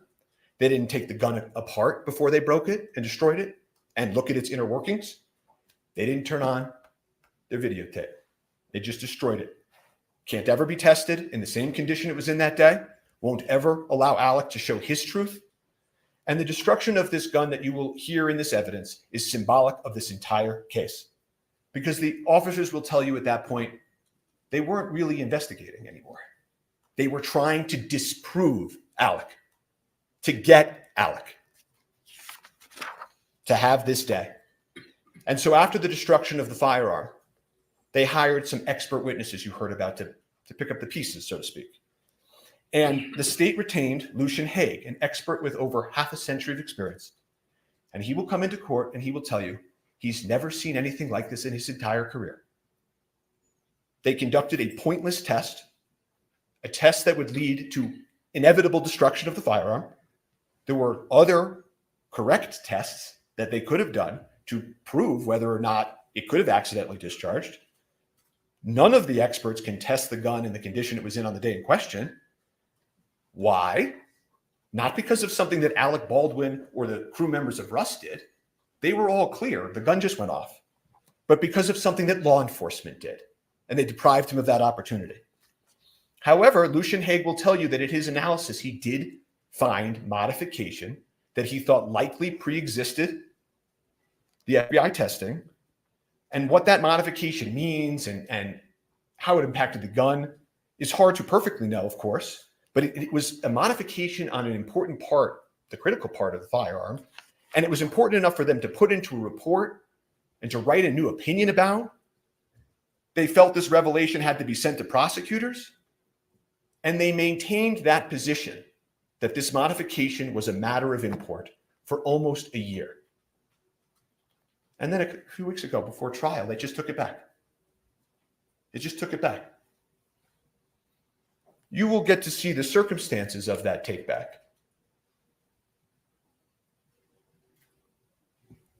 How far they would go for the shiny object. They never solved the question of the lethal bullet. They destroyed the gun, and all they were left with is Alec Baldwin and the movie they intend to put on. But because they never solved the lethal bullet, they eliminated the prop gun. There will not be one witness, not one shred of evidence in this trial that Alec knew or should have known the gun was loaded with a live round. So they can't prove their high-profile homicide kit. So they will proceed to then here and now tell you about other things, other evidence that you will hear that has nothing to do with what happened in the church on October 21st. That the movie said as a whole was improper or anything, that they hired the wrong armorer. I think I heard in opening. The evidence will show that the armorer was hired by somebody else, trained by somebody else, had done gun scenes on Rust with somebody else before Alec even got there. She was the daughter and the apprentice of the most famous and well-respected armorer in Hollywood. And she had just left serving, being an armorer for Nicolas Cage on another Western. Then they'll come in and they'll say, but what about the movie guidelines? You heard about Mr. Jorgensen and the movie guidelines, that one of the protocols wasn't followed, or there was a set safety issue about something unrelated to this, like these movie guidelines on a set or the things of Navy SEALs and NASA. The guidelines were followed. They followed the safety guidelines. Actors don't check the weapons. Safety is ensured by dedicated personnel. So they will say, but there had been accidental discharges on the set, that guns had fired accidentally prior, not related to Alec, by the way. But again, that's the people we looked at. Hannah Gutierrez-Reed's fault, Sarah Zachary's fault, perhaps, Dave Hall's faults, workplace issues. Some of them will end up, and you will hear the witnesses in this case, many of them have brought civil lawsuits, and you'll hear that, in those civil lawsuits, they're presenting evidence to try to meet a burden, not a criminal beyond a reasonable doubt homicide trial burden, but they're going to try to prove their cases in civil courts. And that's where faults and accidents are at worst 99% worked out. Not here. But you'll hear these members of the Rust crew come in here. They'll try to make sense of this for you. Some of them have sued. Some of them are in grief. Some of them are in grief and have sued. And part of this grief they feel, that everybody feels, is understandable. And what they will do is they will tell you, if only we had had a second armorer. One of them will say, if only Dave Halls had checked better. If only the camera hadn't been right there and Ms. Hutchins wasn't leaning over the camera. If only I myself did this. If only Alec did that. This is natural, their testimony. It's part of the human condition. It's part of grief. Objection, Your Honor. None of them knew. Yes. Are you kidding me? Please. I had to do that 3 times. Are you kidding me? Are you absolutely kidding me? He has the right. It's not evidence. Oh my gosh. I'd love to be a fly. Are we going to get the notes on all of that? Sometimes we can get records of what's said on the sidebar. As I was saying, the As I was witnesses, in saying, their grief, will look for reasons to try to make sense of this tragedy. But again, none of them knew or should have known about the lethal bullet either. No one had any idea that it was on that set or in that gun. In that world, they were all in it together. And you will hear that none of this other stuff has anything to do with those two critical questions we started with. Why there was a live bullet on set, why the armorer placed it in the gun, and of course, why the head of safety failed to detect it. None of it speaks to whether Alec knew or should have known those things. He didn't. No one on that set did. It was not foreseeable. You will hear that word from the witnesses and from eventually the instructions. Foreseeable. This was anything other than foreseeable. And they must prove beyond any and all reasonable doubt that this was foreseeable. Total indifference to human life, that death might occur. He's an actor. He's an actor. But here we are at a homicide trial. And so they will pull witnesses, and witnesses will be cross-examined. They will push themselves to the edge of truth and beyond. You know, these things about, Alec didn't notice this or Alec didn't notice that. I want to make sure that you're clear on something that the evidence will show. He had been filming on that set for a handful of days. The evidence will show he had just gotten there. It's not as if he had been there for months and months and noticed things and failed things, and he had just gotten there. You don't notice every little thing when you start at a new place and when you're in the character of Harlan Rust. But they will push forward and they will have gaps in the evidence as well. Don't expect you to be hearing and for them to call the first AD head of safety. I don't know if you'll be hearing from the lead detective, Cannell, who investigated this case, the lead detective, or the sergeant that supervised him, Sergeant Zook. I don't think you'll hear from Mr. Schilling, who was the lead investigator for the prosecutors. And so as you hear this, you jurors can assess about that gap of evidence. And there's one thing that I can tell you you will not hear also. You will not hear from an actor or an expert in acting. And so they will play the videotapes of Alec Baldwin, the actor, acting. They will show you perhaps over and over again him in shooting scenes. Bad Alec shooting a gun the wrong way in a movie scene. They will try to get you to picture that and forget that this was a movie set in the first place. And you will see actors in a Western acting. And your mind might go to your favorite gun scene in your favorite movie. You may picture actors and actresses doing exactly what you see here. The other actors in Rust are doing the same thing that Mr. Baldwin was doing. But when you come back from that moment, remember, this is a homicide trial. And you will see soon that the reason they play those videos of him over and over is because they don't have any evidence of actual homicide. And you will learn the truth. Not a day goes by when we don't wish Alec had saved her life.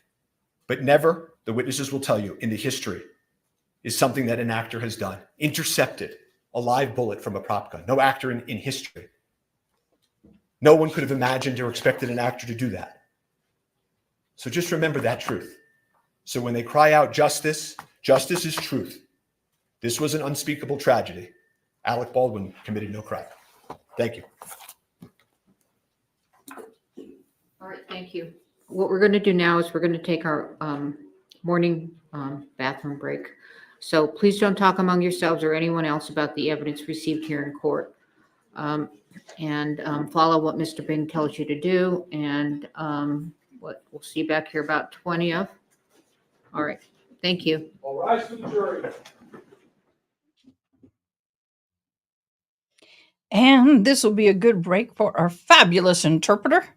Thank you. I'm going to take you off screen so you can rest. Oh, that's a lot of interpreting. A lot of interpreting. And not easy. But that's why she's got a national certification. She goes, true. I can still see her, but y'all can't. Y'all can't see her. Okay, real quick, y'all, we're going to hop on over to some news that just hit. As you can see, breaking news. Fourth juror comes forward. Oh, my Lord, y'all. So I'm going to pull this up and see if I can read it. This was received. I can't receive. I can't see the date. Now comes the defendant Karen Reed by through undersigned counsel and hereby respectfully submitted a simple. Let me pull it this way. I can read it better from here. A supplemental. Oh, I don't want to do that. Get it off. Okay, there we go. I hate reading things like this. I can't do it. I got to put it over here. Thank you so much for this super chat. I appreciate it. Oh my gosh, you're awesome. Supplemental memorandum in support of her motion to dismiss, filed on July the 8th. Okay. As reflected in the attached affidavit of Alan J. Jackson, the fourth deliberating juror, Juror D, has now confirmed that the jury did, now that's off screen, I'll come over here. Oh, I gotta get it big. I gotta embiggen it. That the jury reached not guilty verdicts on count 1 and 3. Alan Jackson affidavit. Once they were dismissed, many of the jurors appeared uncomfortable with how things ended, wondering, is anyone going to know that we acquitted Karen Reed on count 1 and 3? No one ever asked about those counts. Quote, Juror D told counsel, quote, part of his or her discomfort was that he or she knew the jury had reached verdicts on 2 counts and Karen Reed might be retried on those 2 counts. That's just not right. Juror D further stated, something popped up. Every one of us will agree and acknowledge that we found Karen Reed not guilty on counts 1 and 3 because of that, what happened. Based on the affidavit attached and all of the reasons set forth in its opening motion and for the fact of disclosure, Juror D completely confirmed the verdict of previously filed affidavit regarding the jurors A, B, C. Now we have D.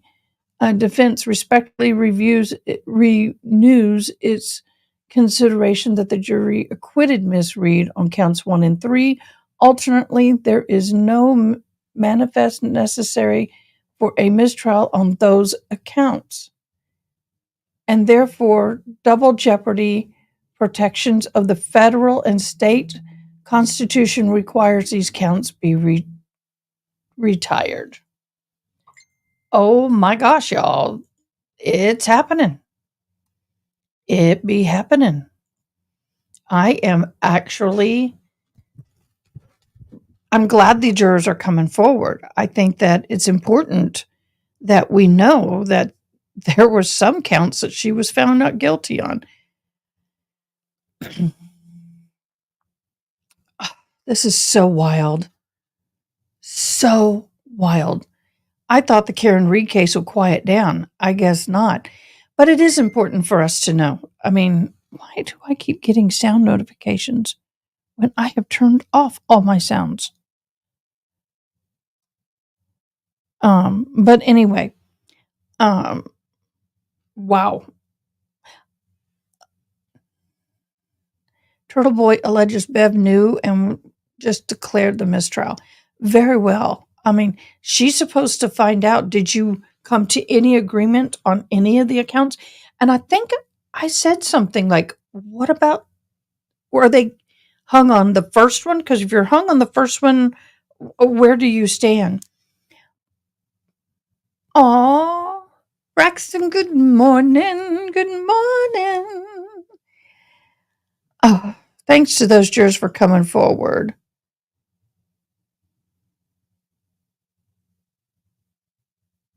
We have a fantastic website. Okay. What is that about?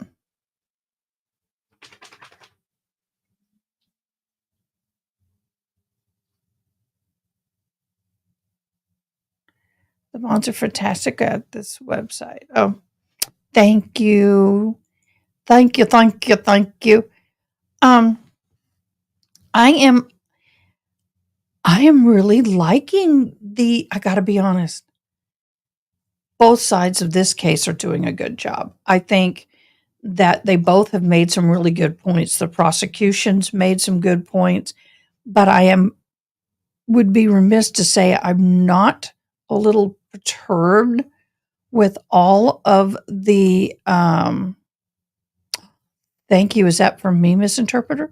I am pretty much perturbed with I'll put it over there, so I'll save it for later. Interrupting and the objections.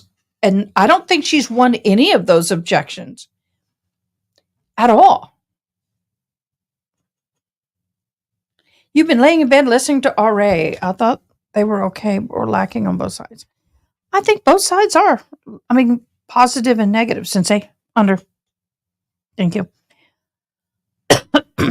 But I think personally for me, I appreciate how the defense has laid out the facts a little better in the fact that all movie sets that have had weapons, the armorer checks it, the first assistant director checks it, who's in charge of safety.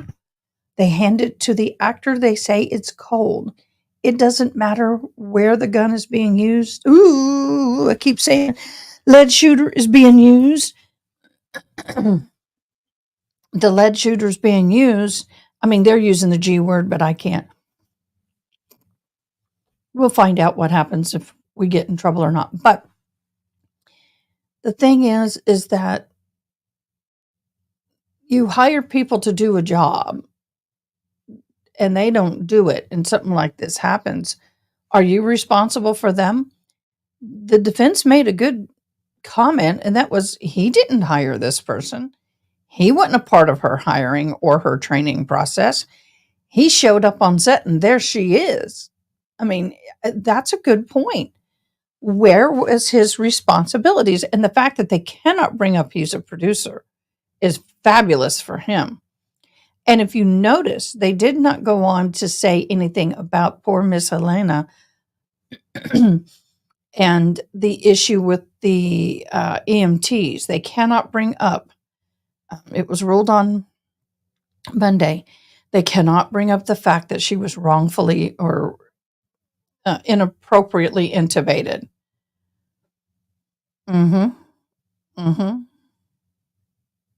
Yeah, that's true. He was arguing late closing. That is true. But they cannot, unless the door's open by defense, bring up the fact that the intubation tube did not go into the section where it goes into the lungs. It went into the esophagus. However, that said, it would not have that. Honestly, they can sue them. The family can sue the EMTs. But in all honesty, no matter where that was placed, it was a no-go. It was a no-go. They can mention the other producers, but they cannot mention that Alec Baldwin had the responsibility of a producer. Yeah, they can talk about the other producers, but they can't bring in that, well, because Alec Baldwin was also a producer, he's responsible. He wasn't in the role of a producer when he was acting. He was in the role of an actor. So that's how they won that argument. So I thought that was a good argument. I thought they did a good job on arguing that. The other thing is some people brought up how long it took for them to get her into the helicopter or ambulance, and why didn't they act fast enough? And the person on scene was a first responder. Why did she not do a better job? There are multiple levels of first responders.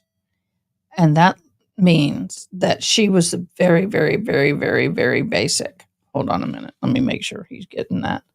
Because this here is our shipment. And yeah, he is. And so what's happening is that the lady on scene that was the first responder on scene is more like the person for band-aids and burns and mild cuts and abrasions and whatever. She is not an EMT first responder. They did not have an ambulance on scene. They did not have a higher level first responder on scene. She was there as a very basic person. So in that, people were really angry at her and blamed her. She did the best she could. It would be equal to you going to the American Red Cross and taking a first aid class. That is the level that this woman had. Sensei, here, good girl. That is the level of training that woman had. Now, honestly, I think if you have to have an EMS unit on standby for a football game, then you should be required to have one on standby for a movie set. Yeah, that poor first responder. I felt real bad for her. But yeah, that was just horrible. Right? It makes him look less liable. I understand the argument from both sides. He wasn't in the role of producer, but if he, as an actor, decided to fire someone, right? I don't think he could. He would have to get a hold of another producer, the director, and discuss it. I don't think he has the ability as far as his contract. I have to read the contract. Sensei, I know there's somebody at the door. Bobo's got it. Lay down. No, stay. So my service dog is alerting me there's someone there. So, yeah.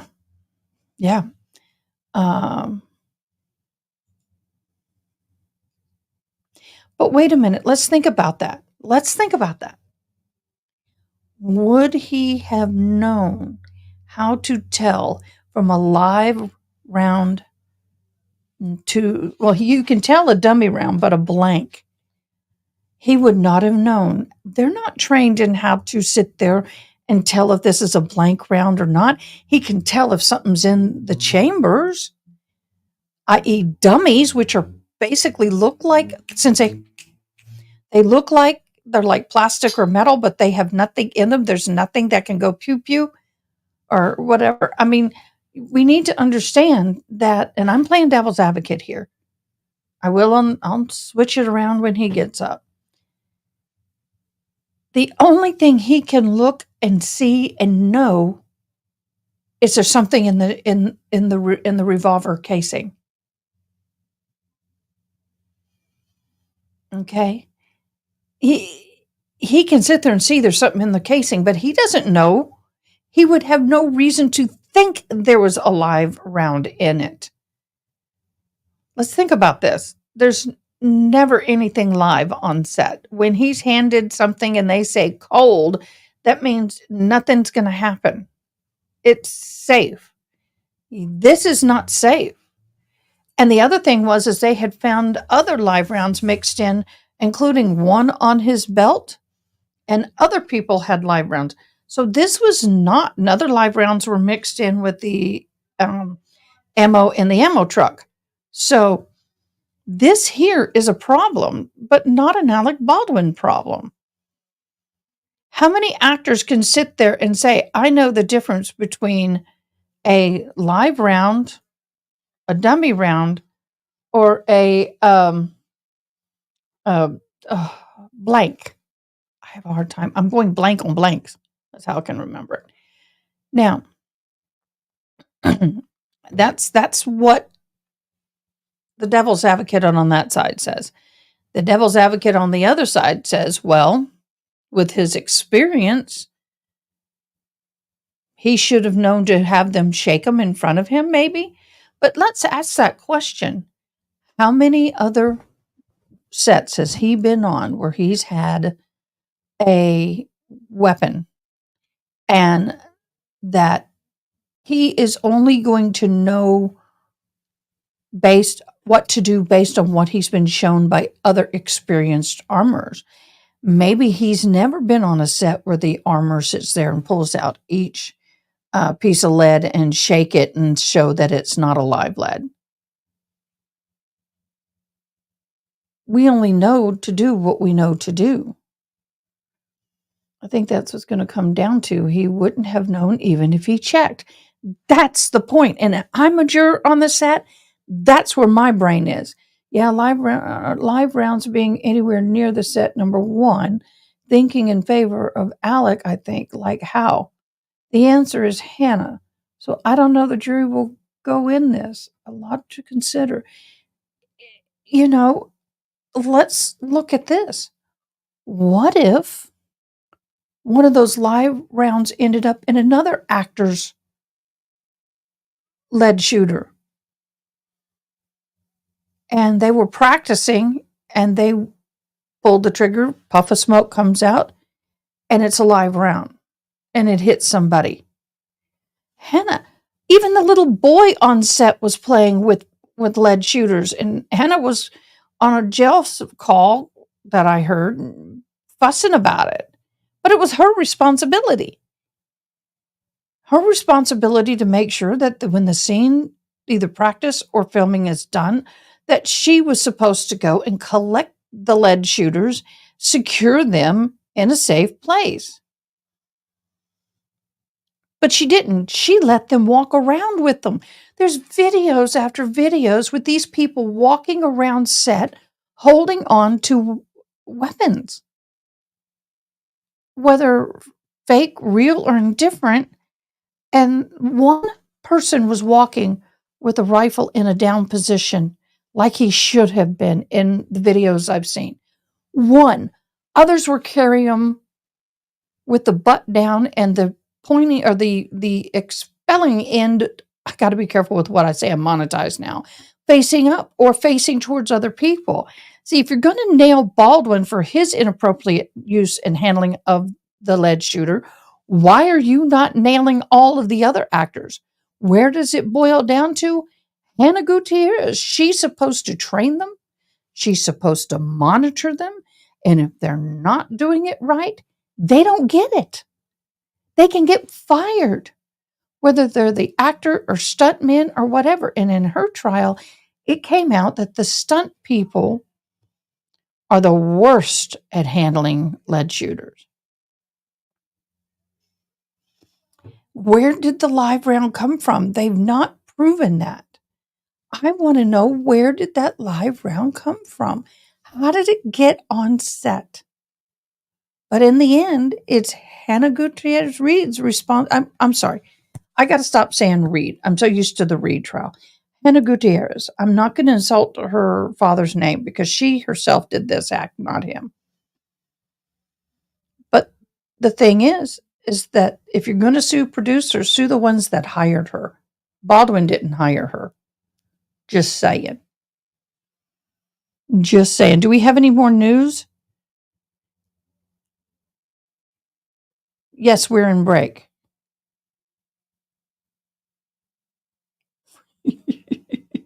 Court has not resumed. Let me refresh.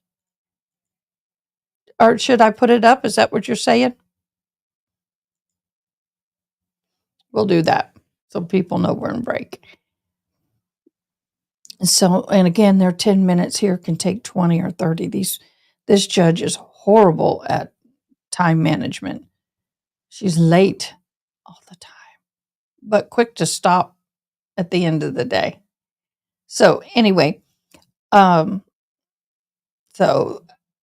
I really didn't. I'm going to have to go back and rewatch this. Let me see my notes.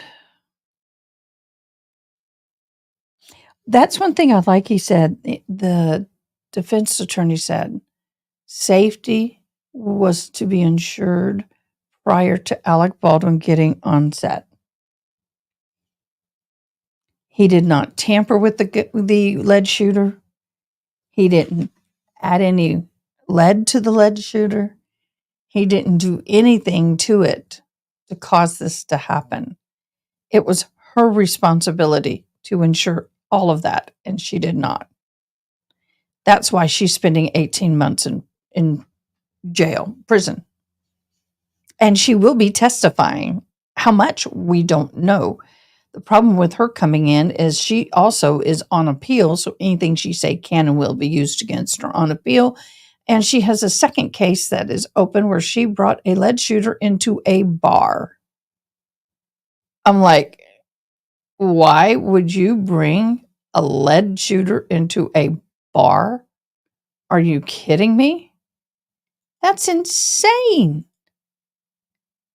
Unless she just forgot it was on her.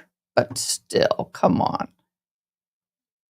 A lot of us Texas folk carry lead shooters, and we make sure we don't take them into bars, government buildings, military. Because, oh my gosh, I had to drive to San Antonio to a military post, about an hour, 45-minute, hour, 30-minute drive.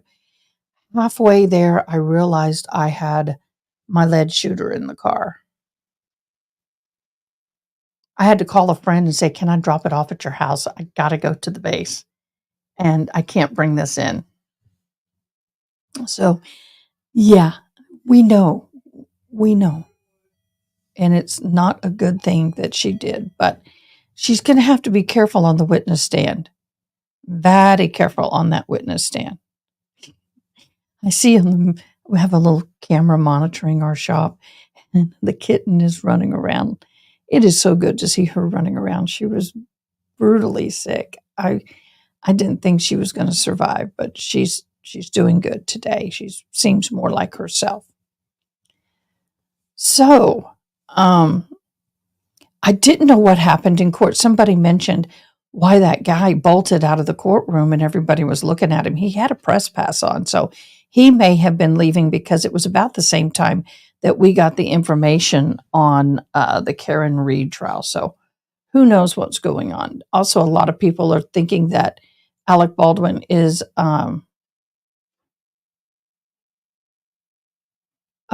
Karen Reed. I'm sorry, not Karen Reed. Hannah Gutierrez, the armorer that was found guilty, has to be careful on the witness stand. Somebody texted me that. Some people are talking and upset that Alec is bringing an infant or the youngest child with them. Guys, they're not at home. They have to bring, they have a nanny. They're in a separate room. There's nothing wrong with them bringing their child. They've got to take care of that child. He was totally running out to report on the Karen Reed. I bet he was. But the way he left was a disturbance to the court, and he can get in trouble for that. So he needed to be careful with that. He should have been a little bit more discreet. So, but yeah, this is going to be interesting. I think in some ways, Hannah's was Gutierrez's trial. Her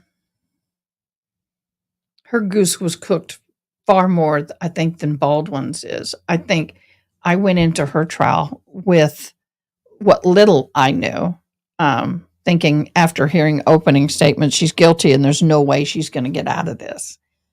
I think I'm 50-50 at this point on Alec Baldwin. Do I believe some responsibility should be had? Possibly. After hearing, court's back. I believe that court is back. Are you ready, Miss Interpreter? Okay, let's get everybody on scene. Oh, but we do not have any sound yet. That judge, look at this is the lead district attorney. She's not happy. They're coming up for a sidebar. Sidebar. Someone's not happy. So this is his wife. This is his brother. He has an earpiece in. So either he's acting as security or he's trying to listen in to court. I don't know which. We'll see. Hold on.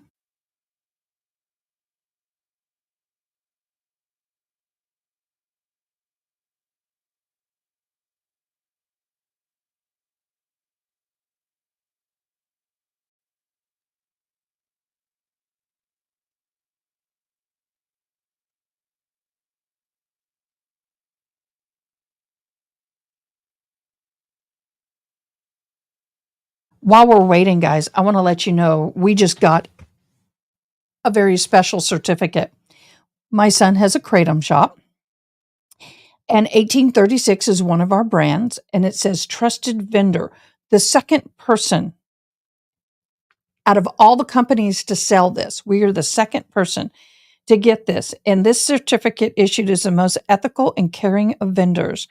This confirms that this store has completed the 1836 Trusted Vendor Education Program and shares our commitment to ethically presenting premium 1836 products. When you purchase 1836 kratom from a trusted vendor, your satisfaction is guaranteed. Thank you so much for shopping with us. That is huge in the kratom industry. And that is a huge, huge deal. I'm very proud of him and his shop. And I do have my studio here. I do help him. Sometimes when I get up and down, it's because I have to help him with the shop. Sensei, you can go. You're free. Uh-oh. Kitty's blocked the door. Come here, kitty, kitty, kitty, come here.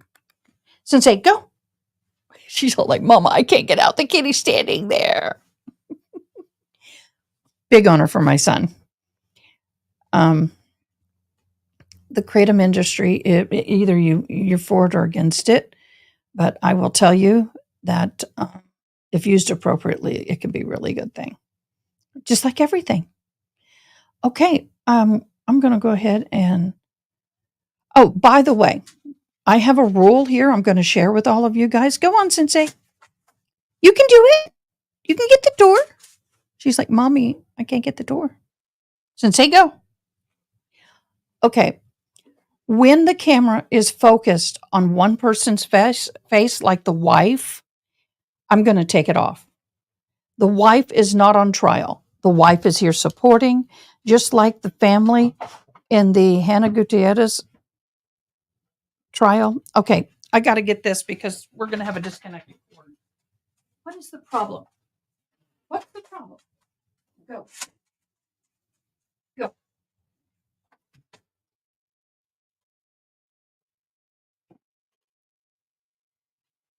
I apologize. I have a cat and a pupper who are playing, and it's going to get my cords disconnected, and I can't have that. So anyway, when the camera is stuck on the face of somebody who's not a part of the trial, like this, a group Zoom is fine. But if it's focused on any of these people back here as an individual, I'm going to remove them from the screen. Miss Kevin, is that agreeable? Because they're not on trial. They're not the ones who are a part of this. They're just a part of the galley. You going to hop on, Miss Kevin? We haven't heard from you today. And what is your humble opinion? I have a sleepy baby, so I'm going to try to be quiet. Oh, I'm sorry. Oh, you're good. Court watchers in the courtroom in the Alec Baldwin case are reporting an spicy exchange between the prosecutor and the defense attorney, with Morrissey heard shouting while walking away, "Don't talk to me about professionalism," and then preceded by this sidebar. Do we know what's caused this? We don't. I'm looking right now.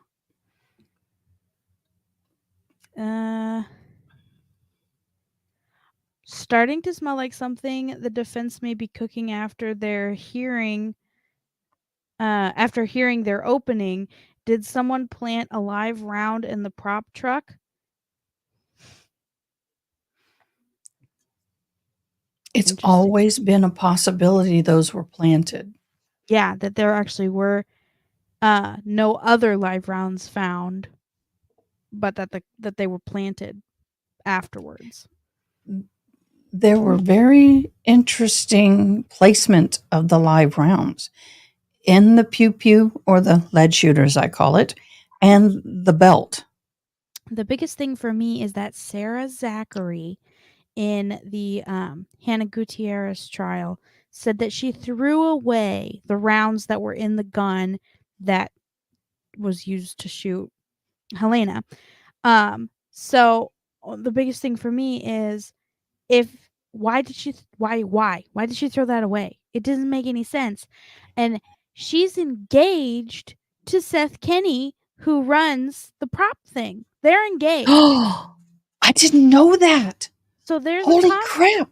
that I feel like they are covering for each other in some I regard. would think so. How are we supposed to get into that? Yeah, it could be because of the objections. But I also think that it's more likely than not that the objections were because he was arguing instead of stating. He wasn't making statements about the evidence or about what was to come. He was making arguments which are reserved for closing arguments, which is why we have the distinction.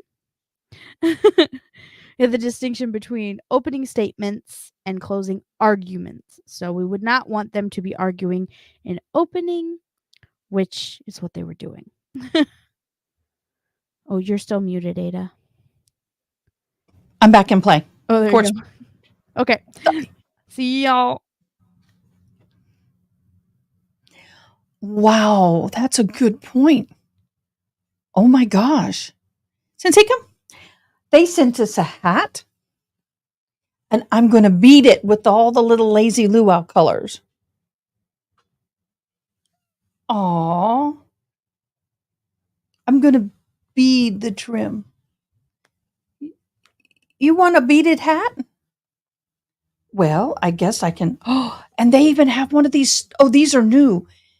They're for sweat. To keep it clean. That's nice. Well, we'll get you some hat. We'll get you a hat. I'll see if we can get another hat. But I'm going to bead this one. Sensei, lay down. You can lay there if you want.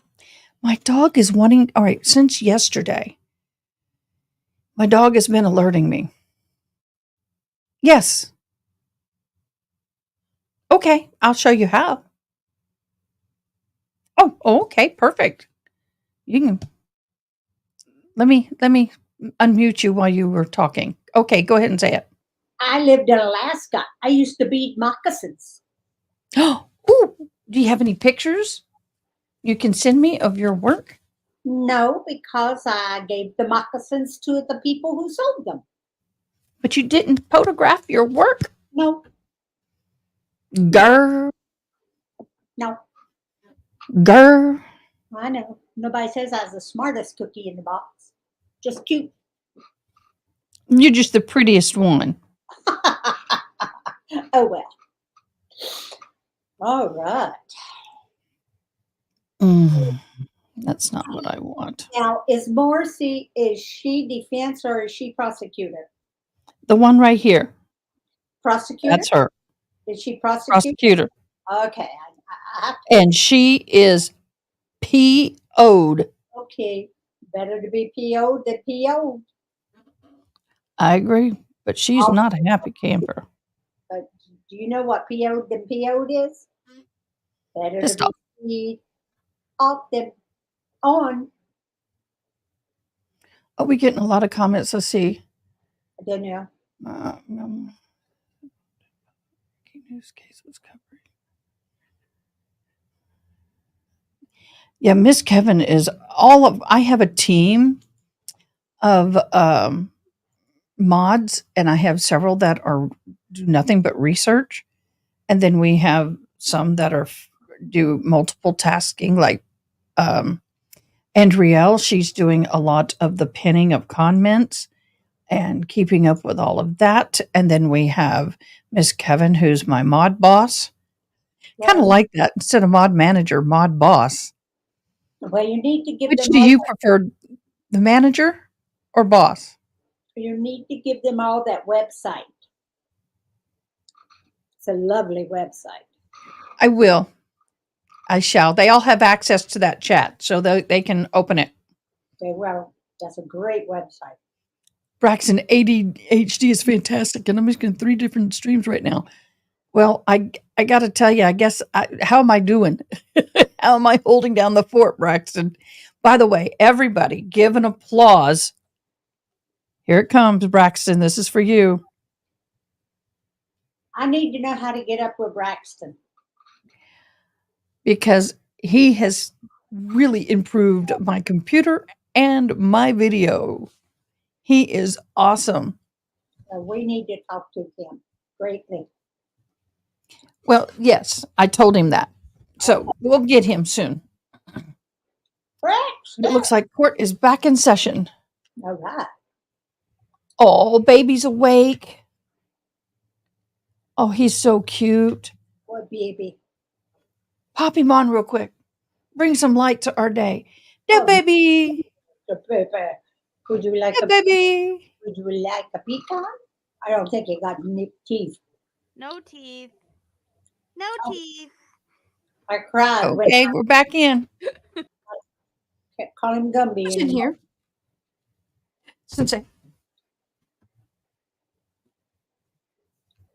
Come on, guys. Let's go. Sensei. Call your first witness. State calls Nicholas LaFleur. Sir, please, Raise your right hand. You swear affirm under penalty of law that the testimony you give in this case will be the truth, the whole truth, and nothing but the truth? Yes. All right, have a seat. Talk into the microphone. Sure. Rules and votes. I'm sorry? I apologize, guys. With regard to The dog and the cat were playing. I'm about ready to unhook everything. Our case agent is in the room. We just wanted to put that on the record.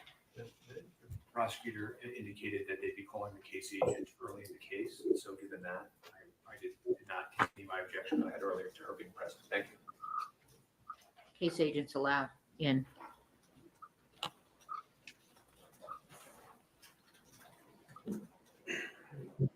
Sir, state your name and spell your last name for the court record, please.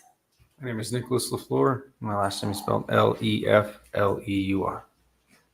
And how are you currently employed? The City of Santa Fe Police Department.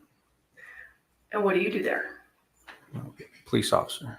How long have you been employed at the city of Santa Fe? 2 years. Can everyone hear Officer LaFleur? Okay. And prior to working for the Santa Fe Police Department, Is the sound okay? Did you work anywhere else? Yes, ma'am. Where did you work? The Santa Fe County Sheriff's Department. And how long did you work at the Santa Fe County Sheriff's Department? About 2 years. And were you on duty on October 21st of 2021? Yes. Did you receive a dispatch call? Yes. Can you tell us what you received and what you did? A call came in that there was someone shot at a movie set. Unclear who shot, how many were shot. I happened to be the closest person to the call and arrived on scene first.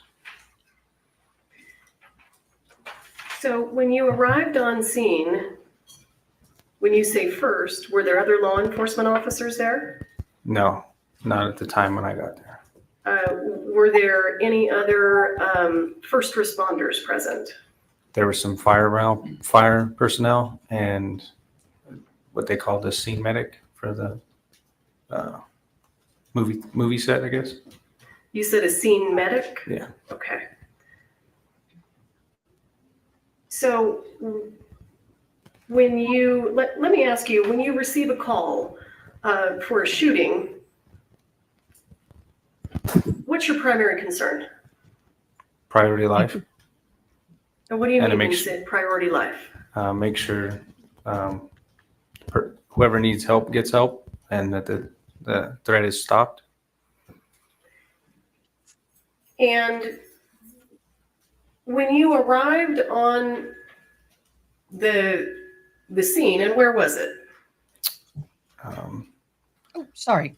Bonanza Creek movie set, I guess. It's quite a ways off the interstate. Okay. And what county and state is that in? Santa Fe County, state of Mexico. Okay. So when you arrived there, give us an idea of what you saw. What was going on? It was a big, old, like cowboy western theme, like city or a town. There's a bunch of people running everywhere, bunch of cars. bunch of people pointing. When I got there, people were pointing towards a church. And I got out and I attempted to grab my medical bag and went in and saw. Hang on, I'm gonna stop you there. Approximately how many people were there on scene? I don't have the direct number, but there was more than 100 people. Have you ever been called to a shooting where there were 100 people already on scene? No. Did that present any specific challenges for you? Yes. Explain to us what those challenges were. Just there's a lot of moving parts. Just got to take it one piece at a time. See who's hurt.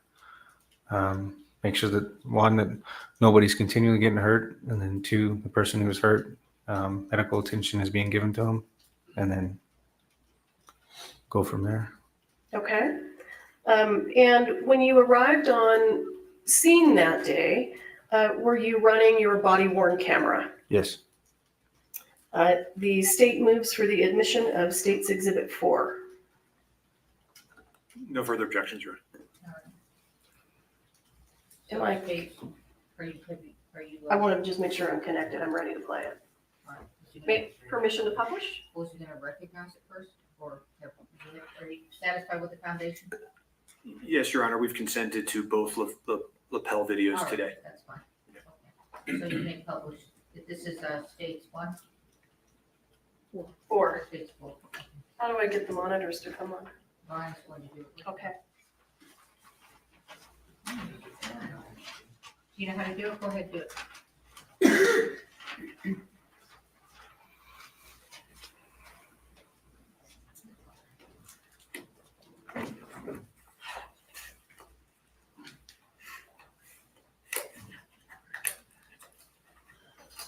Sorry, my little girl had to go to the little girl's room.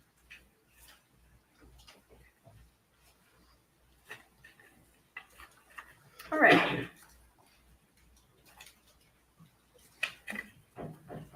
Looks like comments are here at the gate. Tell them that I'll drop them out at the Metropolitan. Hold on, his monitor's not on. Are your monitors on? This one's not. We'll turn it on. It's on, but it's green light. Green light's on. Let me go get the adapter. Can he redo it from here while he's looking? Are they having an issue? The monitor won't just come on? He's got to get the adapter. Go get the adapter. Okay. Is that here? Good girl. Officer LaFleur, do you want to turn around and just look at the monitor on the wall behind you? It doesn't matter, man. Okay, let's do that. Be back.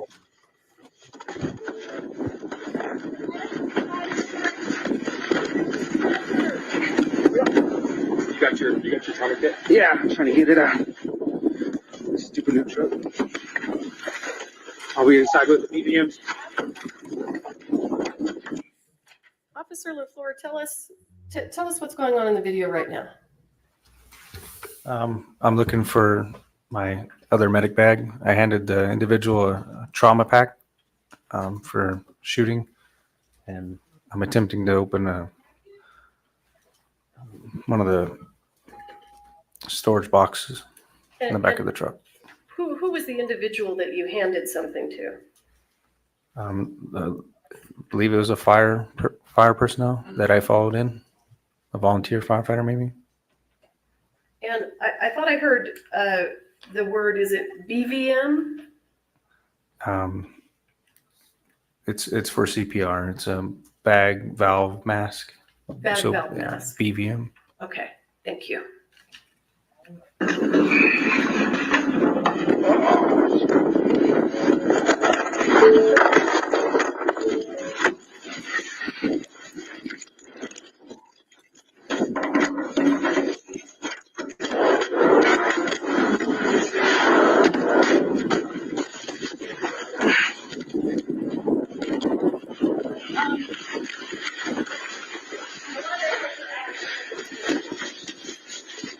We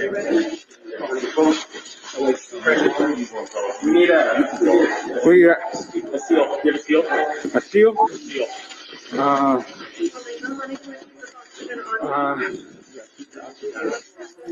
I got a sterile glove and a packing gloves. Okay.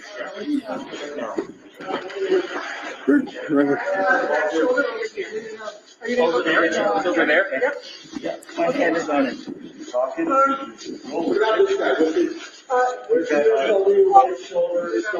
gonna get you up. Who she shot at? She came in here and went across her chest. And came out the back and went into the. You want air flight? Yeah, we all went in route. Okay. And what are you talking about there when you say air flight? Helicopter that's designed to transport people that need advanced treatment faster than ambulance. It's a helicopter that air paramedics basically. Did you call for the helicopter or did someone else do that? Do you know? That individual said that they had already called one, but I called one for one as well. You called also? Yes, ma'am. And why did you feel that it was necessary to have a helicopter arrive? Someone who was shot across the chest.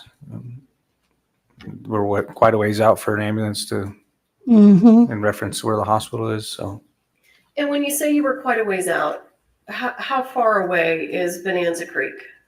From a hospital, running 30, lights and sirens, I don't know, 15, 20 minutes or more. Okay.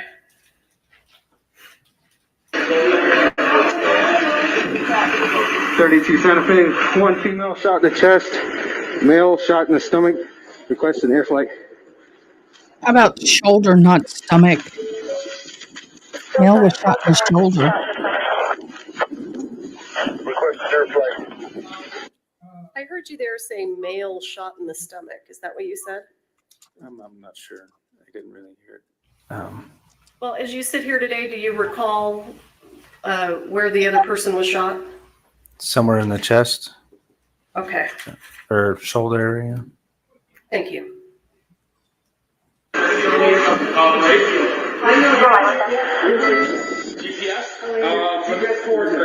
It's okay. I got you right here. 2432, how many people yell at there? 32, I got just Santa Fe medics. And as soon as we can get any requesting that information. In your video, sir, can you identify who the set medic is? It's a little blurry, but I believe it's this lady, right? The one that's bent over with their blondish brown hair. Is the monitor working now? Yeah. Okay, Yes. Joe, come on, Joe.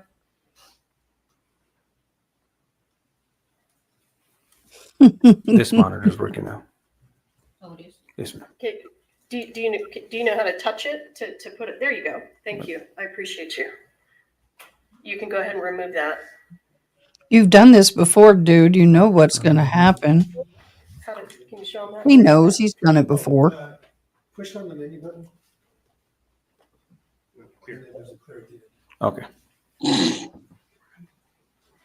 And if it's in the way, just push menu. Do you know who these other people are that are in the room? No, I know that that person, and somebody over here, the battalion chief, they were wearing Santa Fe county fire medic shirts. So, and they came in the vehicle in front of me. You don't know who the other people are that are in the room? I know the other person shot, and then Elena Hutchins, or I maybe misspelled her name or pronounced it, and then the other assistant director, and that's about it. Okay. And you mentioned that there was a truck pulling in ahead of you. It was a volunteer firefighter truck. So did the first responders that we see here in this scene, did they arrive about the same time you did? Yes.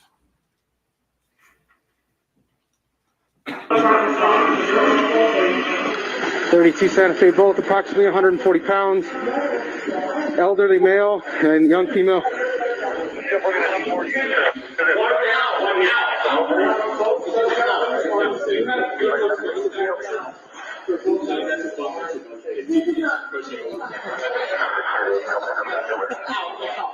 Oops.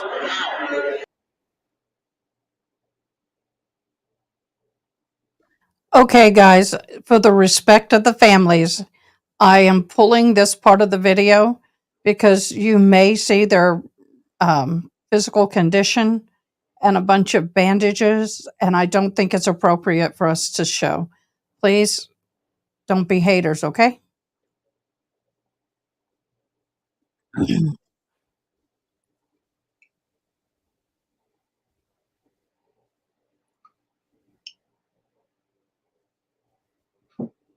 Yeah, they're showing victims.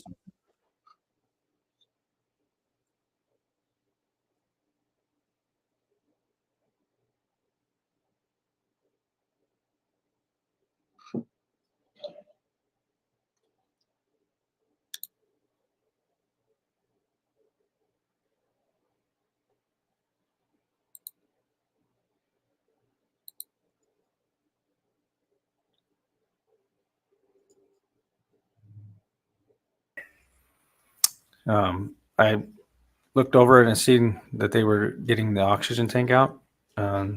Noticed that they were using on a bag valve mask, which is more appropriate for that situation than the one that goes around their face.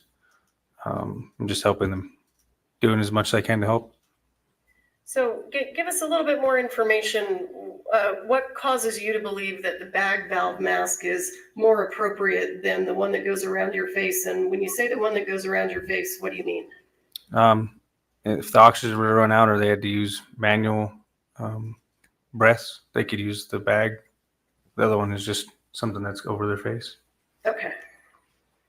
And what made you think that the Wrong. bag? Wrong. I'm going to answer that question for you. The one with the bag, they put the mask on you, and it has like a seal. It's like an air, like plastic cushion that seals around your mouth. And the other one is like the one you get in the hospital that has a cannula going up into it, which is the tube, and it has holes in it. So when you exhale, the air goes out. They're two different kind for two different reasons. And the one with the bag of air, it seals it. So there's getting the most oxygen. There are holes for the exhale, but this guy's an I don't want to call him an idiot, but he's pretty dang close. Valve mask was more appropriate. Nothing really. I just believe that's more. I don't know. Oh, he's an Officer SO. LaFleur, are you trained in life-saving measures? To an extent, yes. Okay. Was it anything about your training that caused you to think that that would be more appropriate? It's just what we've been trained with versus the one that was already on her. Okay.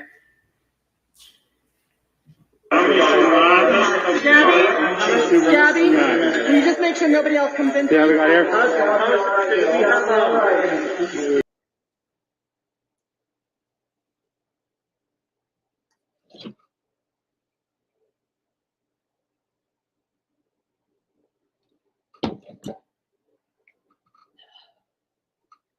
We're not watching this.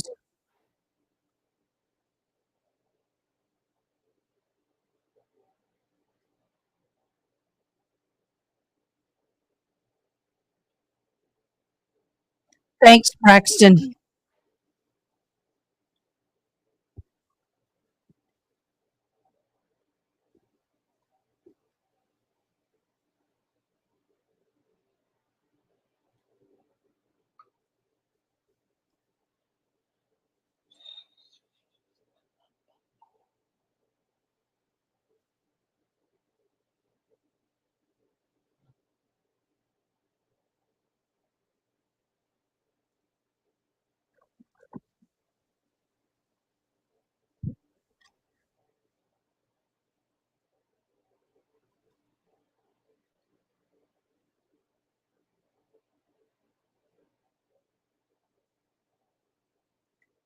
Okay, guys, I'm going to just stop this for a second and let it run, partially because number one, it is very, very graphic content, some of it.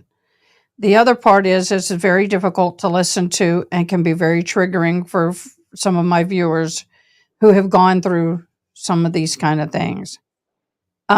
Also, then for the families, Braxton, I'll let you tell me when I can bring it back up. This is horrific. I have been in this situation as a first responder. It's chaos. And I can offer some little bit of commentary here from what we are getting from live watchers in the courtroom are saying that Okay. during the beginning of the testimony, jurors are seen listening intently and taking notes. There was a notable shift in the jury's demeanor as they started playing the videos. Some shifted uncomfortably in their seats while others remained unfazed. Currently, that is the latest reports. People are also upset about the viewing and the visuals that are coming out of the courtroom. We were not shown this much of these videos during the Hannah Gutierrez Reed trial. We were No, shown none of these videos. We could hear them, none. but we could not see them. They also are playing significantly larger portions of those videos, and courtroom watchers are extremely disturbed. Yeah, and I will not. If I know there's a victim that's in the scene, I'm not showing it. If you want to see it, go back and watch it on court TV, but it ain't going to be here. Hi, Braxton. Welcome. Yeah, I am watching I'm watching the testimony right now. This is not something we need. We Nope. saw legitimately all we needed to see from this guy in the Hannah trial. It's, hey, what happened after you got there? What was the situation like? We frankly don't need that. I grew up on the internet unsupervised, and this is a bit much for me. Yeah, we and like we said, out of respect for the families, we don't want to be showing any of that, especially when, like you said, Braxton, is unnecessary. Yeah, it is unnecessary. The state can make their point about what this witness saw or did without throwing this up. You know, I think that emotionally, it's a decent idea. It's a decent argument emotionally, because this is kind of what we wanted to see in the Karen Reed trial. We expected to see the ME. We expected to see injuries and that kind of stuff, you know, blatantly in the beginning. Like, this is what happened.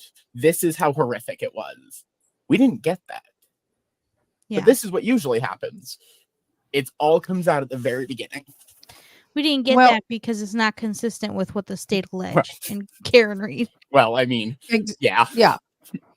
Well, and the other thing is that they have a far harder burden of proof when it comes to Alec Baldwin than they did with Hannah Gutierrez Reed, because she was the armorer. She was the first line of contact with the weapon. Now he's like third line. It was her, the assistant director, and then Baldwin. Yeah. So they got to fight harder.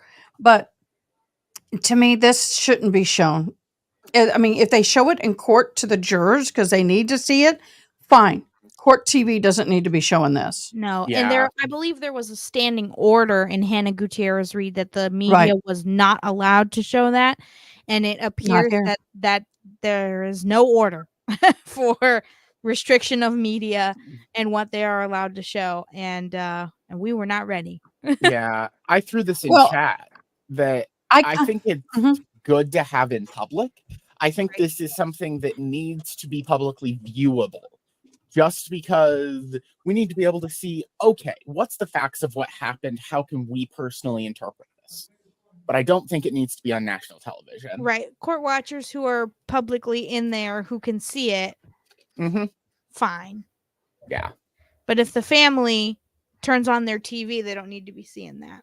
Yeah, Well, absolutely.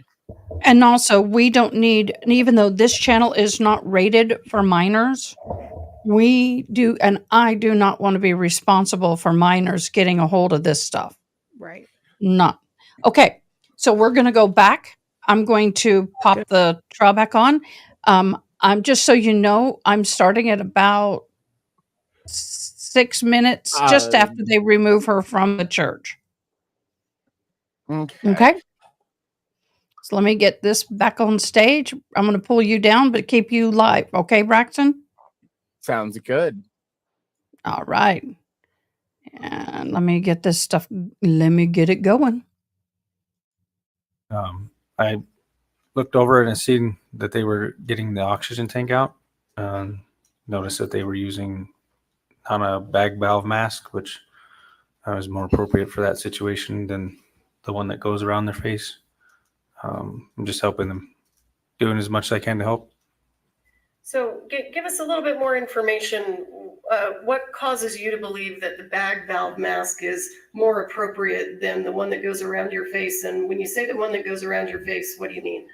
Objection, Your Honor. If the oxygen He's were not run a- out, or they had to use. I'm going to do it. Objection, Your Honor. He's not an expert witness. He's a SO, sheriff officer. He's not an EMT. He's not a paramedic. He's not a physician. He doesn't have the skills to answer that question. Breaths, they could use the bag. The other one is just something that's over their face. Okay. Constant feed of oxygen. When it's over your face and in your face like this is a constant feed of oxygen versus pumping. He's not a paramedic. He doesn't have the right to make that decision. And what made you think that the bag valve mask was more appropriate? It's what I trained with. Nothing really. I just believe it's more.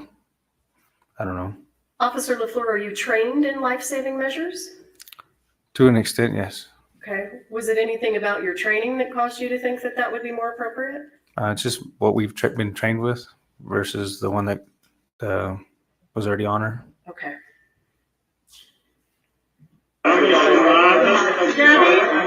Gabby, can you just make sure nobody else comes in? Yeah, we got air. Oh.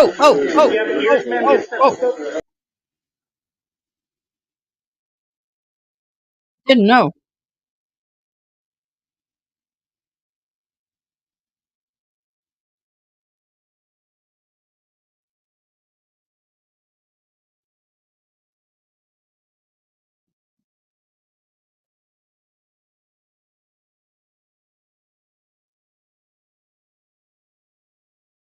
Y'all, she can't get a deep breath.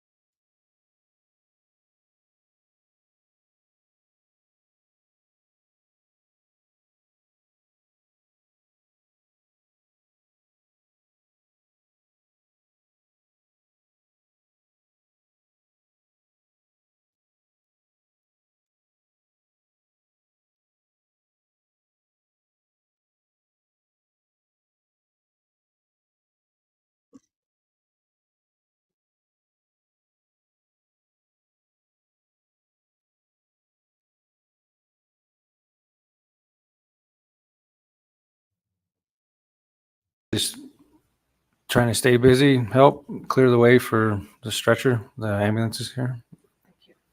Here's priority number one. Okay. Let's start clearing it, all this stuff out of here. We get everything in here and get it out. All right, yeah, we got your flight en route. Not on me here. We can get it from the Helena? Helena? This is Helena Hutchinson. What's that?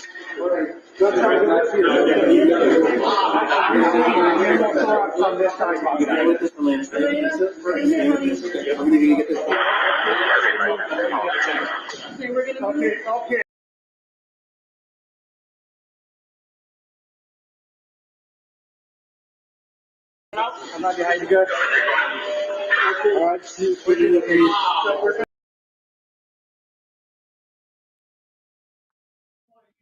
Have additional first responders now arrived?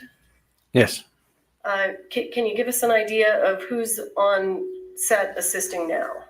So it looks like more paramedics have arrived, and Lieutenant Benavides is right there. Okay, and do you mean this gentleman here? Yes, ma'am. That my cursor's on? And who was Lieutenant Benavides? He was our day shift lieutenant at the time. Was he a supervisor? Yes, ma'am. we got it through and through on her. We went through and through on her, through the chest, and then you got one in the arm over there.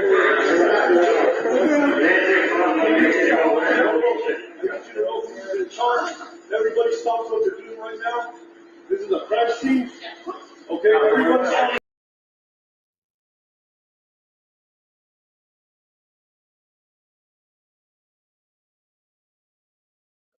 Just so y'all know, there's about 1, 2, 3, 4, 5, 6, 7, about 20 people on scene. And I would say at least 15 are paramedics or EMS or first responders.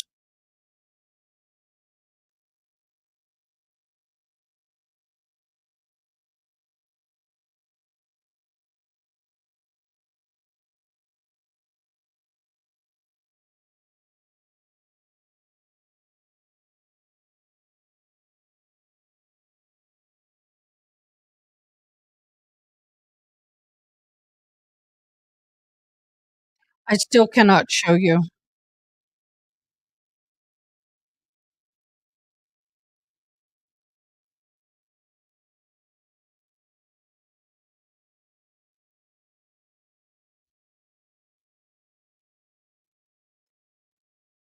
Just so you know, just this is where they have her on the gurney, removing her from the church.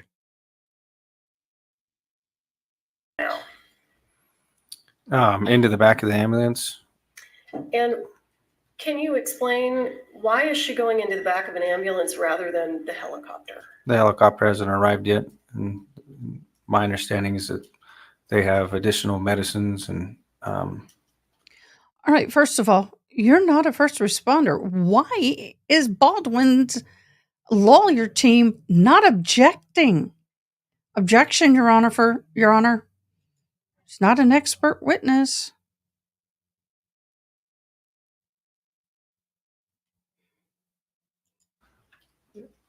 Equipment measures they can take inside of an ambulance. All right, thank you.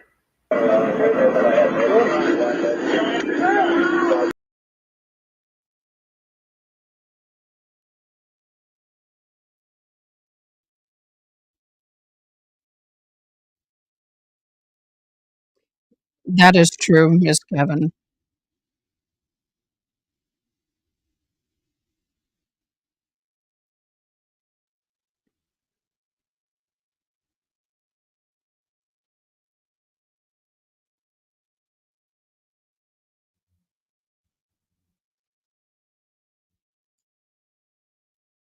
If they dispatch, Do you recall how they responded? it's been a minute since I watched this video, so. All right.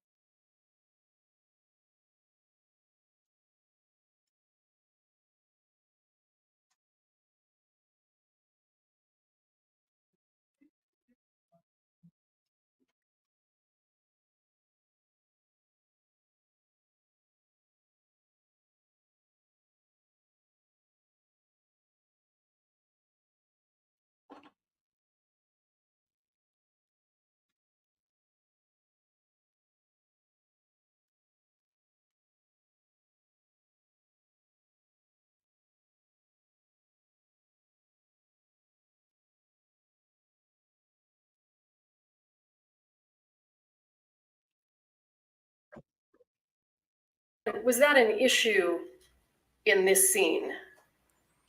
The crime scene? Well, cordoning off the crime scene, was that an issue here? Yeah, it was a unique situation because of the you can't really tie crime scene tape to nothing. So I think in one point they actually used our patrol units as to tie the tape around and go to the next one. And why is it important to cordon that off? Just for evidence purposes, allow only certain people in and out. Because at this point we didn't know what was going on. So. And were there people in that area that were not first responders? Yes. Approximately how many, if you recall? I don't know. I couldn't give you a number really. There was just a lot of people on the outside that I hadn't seen originally inside the church. So. Okay, and did you know who those people were? No. Okay.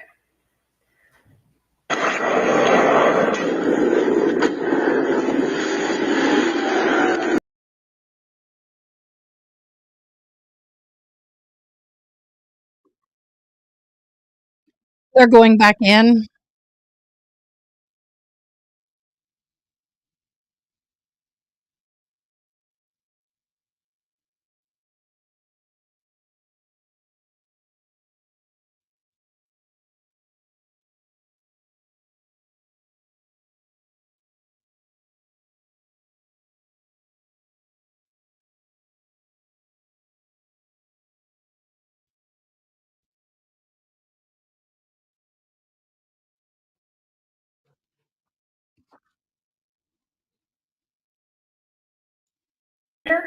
No.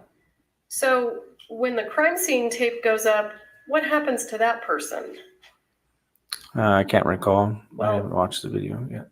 Hypothetically, is that person allowed to stay inside the crime scene? No. Okay. Who are the people that are allowed to stay inside the tape? Medical and for first responders. Okay.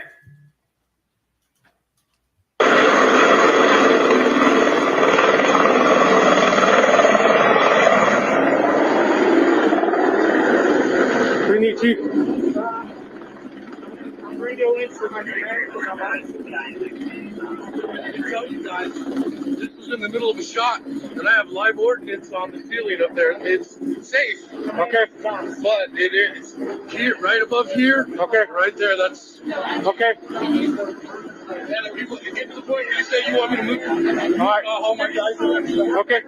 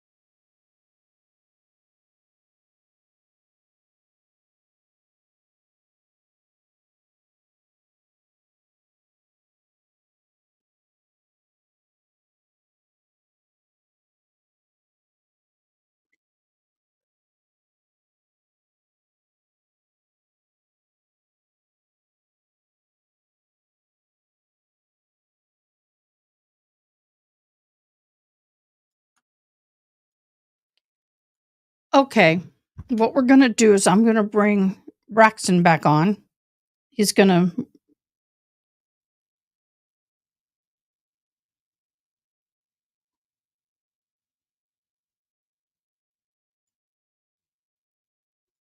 Okay. Here comes Braxton. Okay, Braxton, you're on.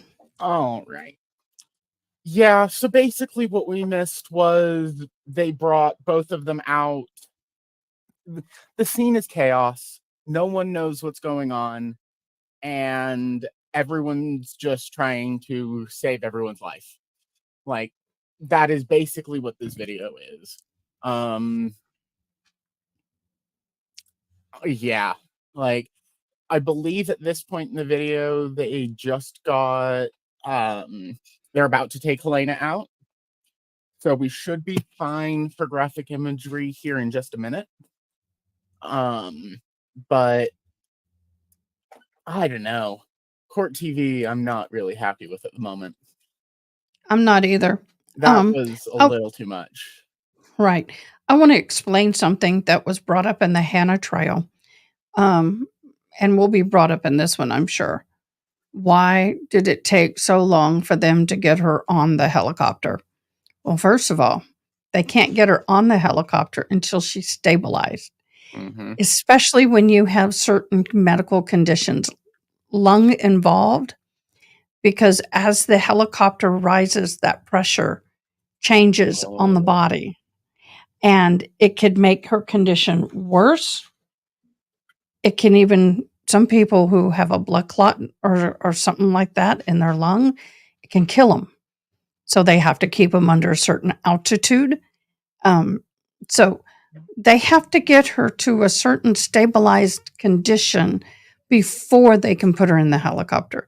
And if they can't get her in that condition, they're not going to just take off with her because it can cause more harm than good.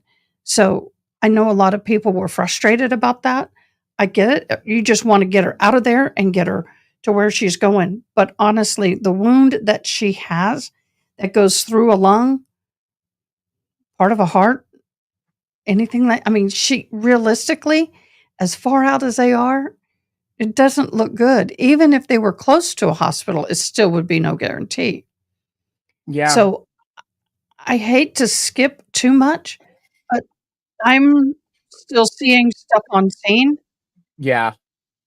Like, I don't know exactly. I can tell Yeah, you what they're getting from this. They are getting the locations of all the officers and what every officer is doing. Right. This is just foundation. It is. And if you really want to see it and you can handle seeing that kind of stuff, go back and watch Court TV later. Yep. Yes, they're getting ready to start questioning. So we're going to hop back on. But please understand that my mods or myself will pull video that we feel is not appropriate for all audiences involved, not just age wise, but trigger wise. Okay. All right, Braxton, I'll put you back in the background. Thank you. I'll get this back up. Here we go.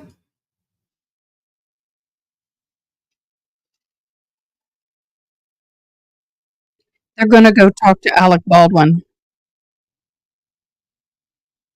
He's sitting there smoking. Nope, he's not. Thought he was.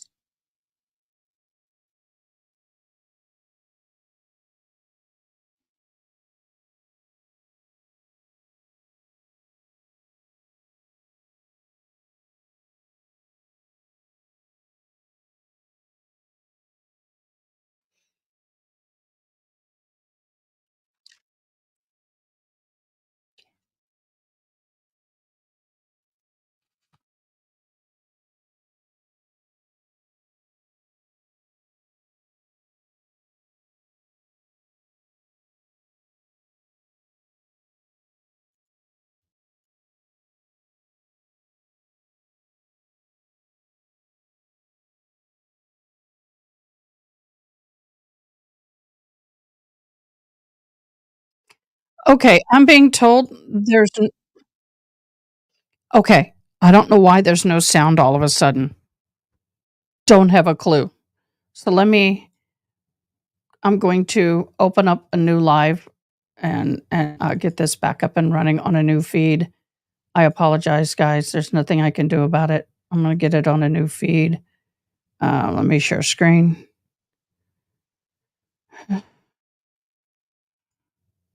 Share screen. Baldwin. Share this. Let's see if that's better. You have sound?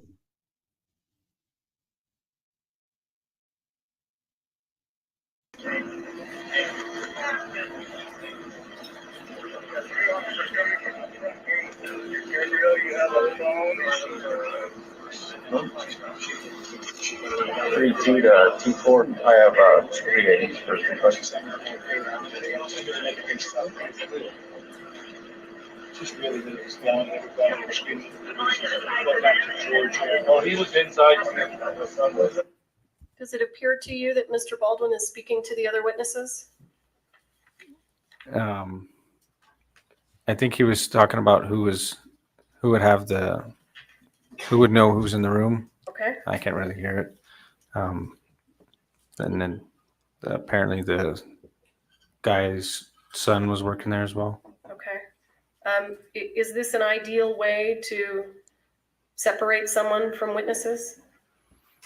After looking at it, probably not, but that's what happened. Okay.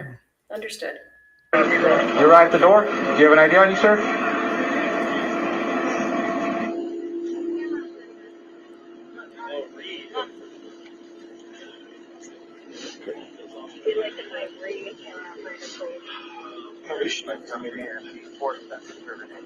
Very right now, visibly your- upset. Her status is questionable. That's why we called the air light. Like, where were you at, sir? I was right behind him. Right behind him? Okay. Yeah, I was right behind him right when it happened. All right. So just have you guys hang out for me right here. We'll get someone to get your statement in just a second, okay? He should have immediately separated all of them. And then they cleared the gun outside after on his request, and I witnessed them clear it and saw the bullets. Okay. So the one that was missing, the one that fired, we don't know, but all the other ones were proper. They had loads. Officer LaFleur, does it seem to you right now that they're talking about the incident? Seems like they're talking about the gun that was used in the incident. All right. They were furloughed planes. They had loads. They didn't know. They were supposed to do their shake test before they put the guns lowered. Officer, do you know what this conversation is about that we're watching right here? Something about a shake test. I don't know. Maybe the rounds, dummy rounds, maybe. Okay. I'm not too entirely sure. Do you agree with me that, well, was Mr. Baldwin supposed to be talking about the incident? No, ma'am. Nobody told him not Does he to. appear to be doing it anyway? Yes, ma'am. We're rehearsing, you give me the empty gun. And we don't use any of the loads. It's hot until we're ready to shoot. So we put the earplugs in. You all right? I'm not all right. I'm worried about her. Yeah, well, me as well, but she's situation. She's stable now. I think get her in there. Hit her the shoulder. Hit her with both of them kicking in the shoulder. Hers came out the other shoulder, which is why it's not good. His, the shoulder blade stopped it. So, shattered.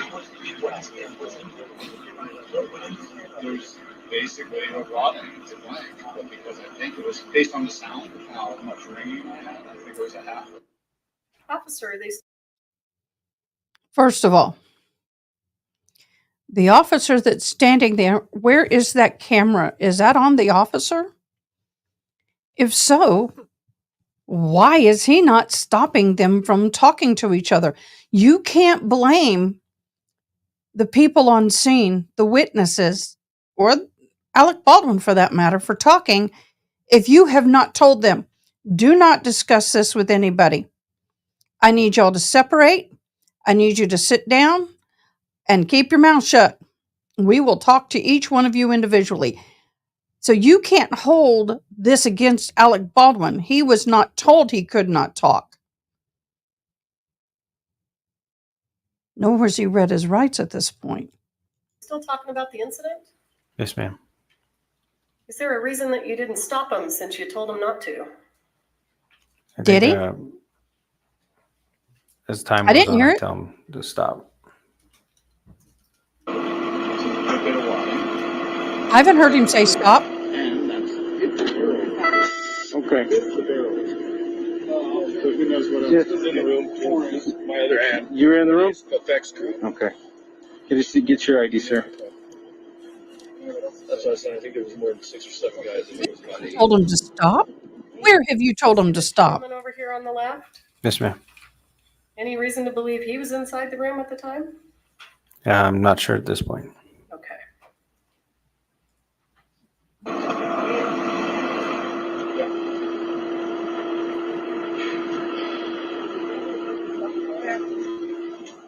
Were you in the room too, ma'am? Yes. Okay.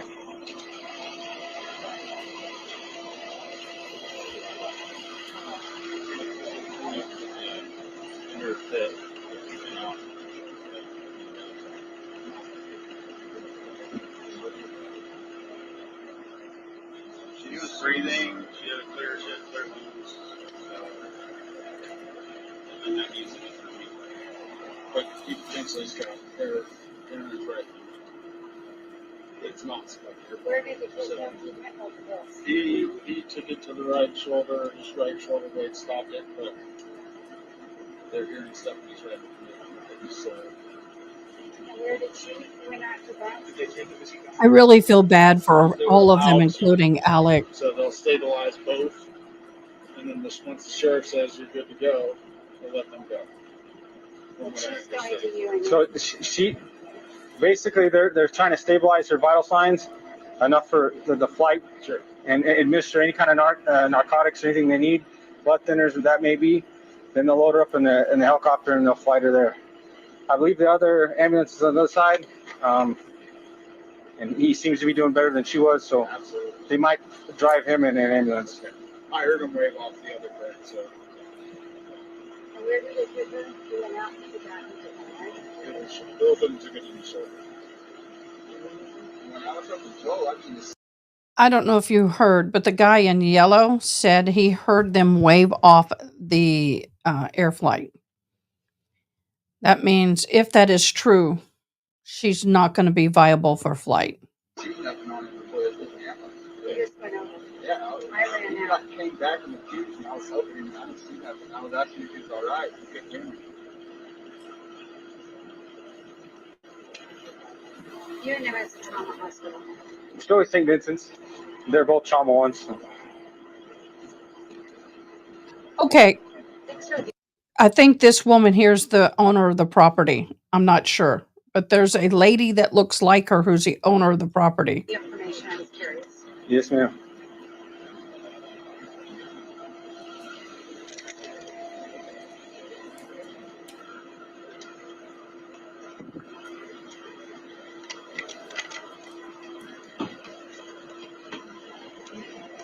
I'd be gathering up them phones too.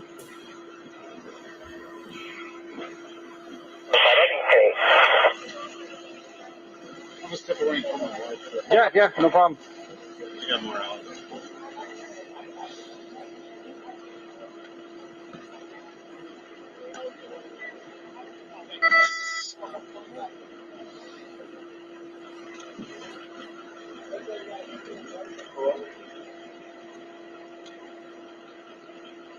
Get him out of my life. There's nobody in this life. You walk around.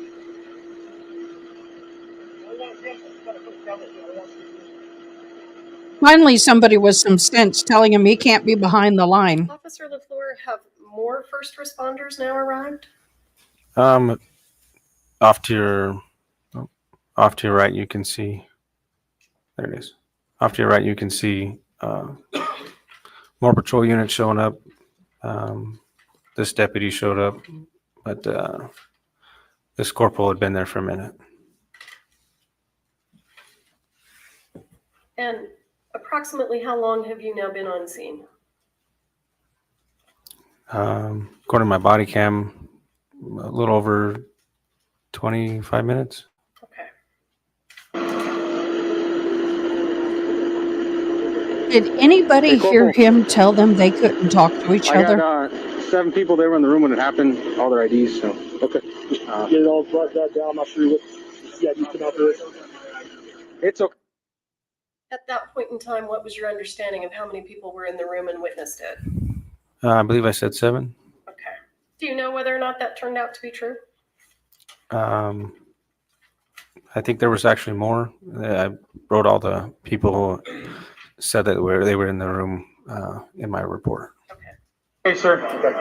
And I'm just hanging out with him because he's the one who pulled the trigger. So. Okay. Yeah, he tried it. Sorry, I was trying to set things up a while ago. And,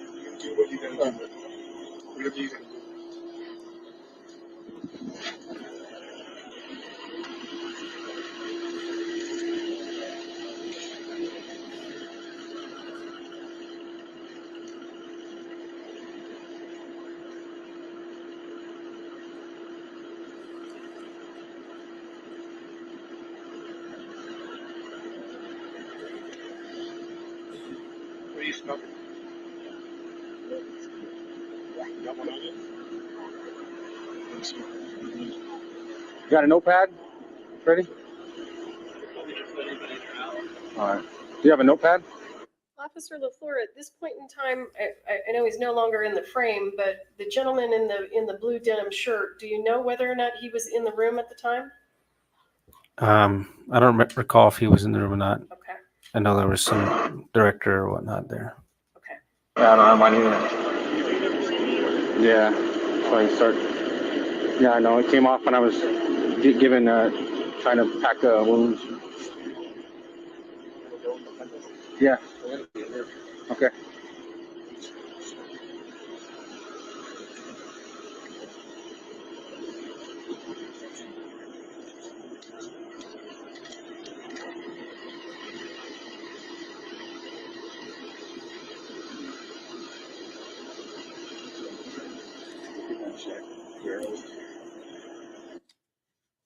Officer LaFleur, does it look like Mr. Baldwin is speaking to a potential witness? He just looks like he's talking to the guy who says his name is one of the directors. Yes. Okay. Is that what you had in mind when you asked Mr. Baldwin not to speak to anyone? No, Do you know what they're talking about? I couldn't hear what they were talking about. I did hear him ask him what cigarettes he was smoking and if he could have one. So.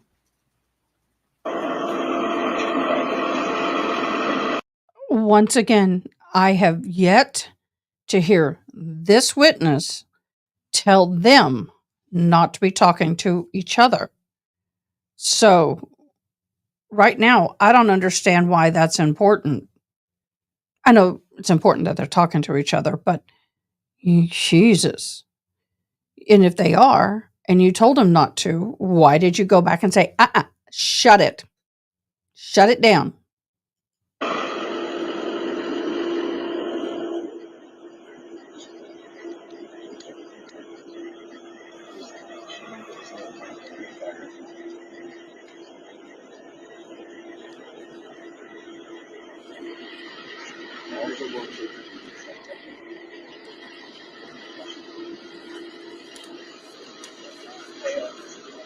careful, he has a bunch of loose cards in there.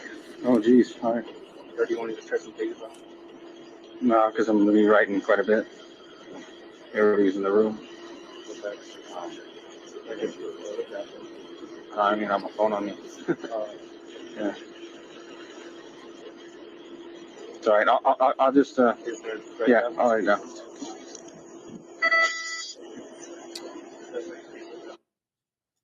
I think you're right. I think they are trying to establish that they cannot control the scene. However, dude, you're a sheriff officer. And I can tell by the way you're sitting there testifying, you're very timid. I would send him back to training and teach him how to get control of a scene, because this right here can totally blow a case. Do you see the gentleman in the denim shirt gesturing? You want me to back it up? Yeah, which one? Are we talking about this gentleman? Yeah.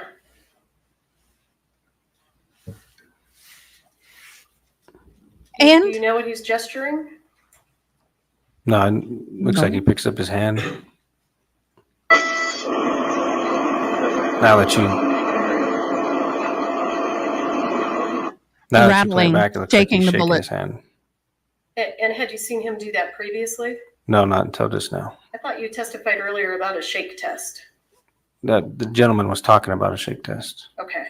but I had not seen the director do it until reviewing the footage now. Okay.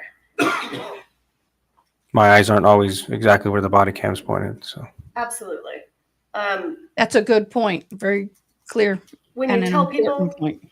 not to talk about the incident, do you have an expectation that they'll follow your instructions? Yes, ma'am. But you're Does it standing look there. like Why they're didn't you following stop your them? instructions? No, ma'am. Okay. Did you reiterate that instruction? Officer LaFleur, I'm going to stop the video there.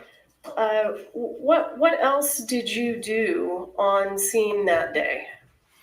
I helped essentially just wait with other witnesses, I guess, or people that wanted to give a statement or they needed a statement from at a different location. It was their base camp is what they called it. So you needed to take statements from people that were at another location? Is that what you said? No, we took people from essentially where we had them, and they took them down to their base camp. And that's where they started interviews. And the people that you take to base camp, are those the same people that we see here in the video? I believe so. Those people, and I don't know how many people they ended up interviewing.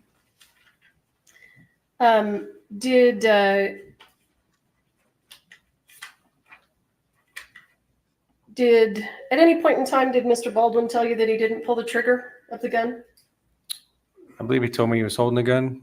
I believe in the beginning when I was leaving the church, one of the guys said that Baldwin had pulled the trigger.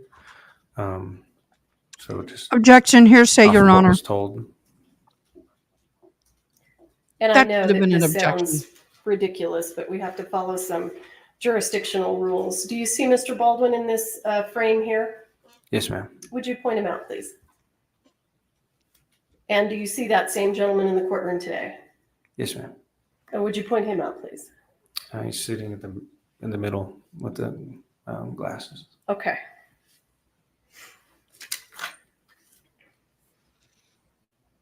Anything else that you did of import that you can think of that you think the jury should hear about? I think that's about it.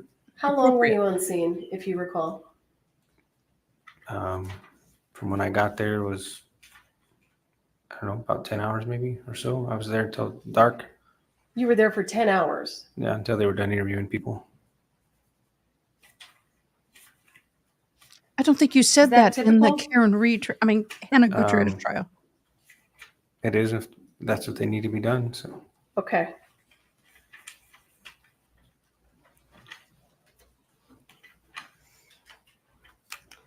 Your Honor, just for the record, we would ask that the record reflect that Officer LaFleur has identified the defendant. Yes. Oh, you forgot an important thing. I'll pass the witness. I want to say this right now. Hi, Anne. Welcome. It is very important how a case starts. You want to put a good witness on, a strong witness on. He's about as wimpy as you can get, in my humble opinion. This is not a strong start for the prosecution.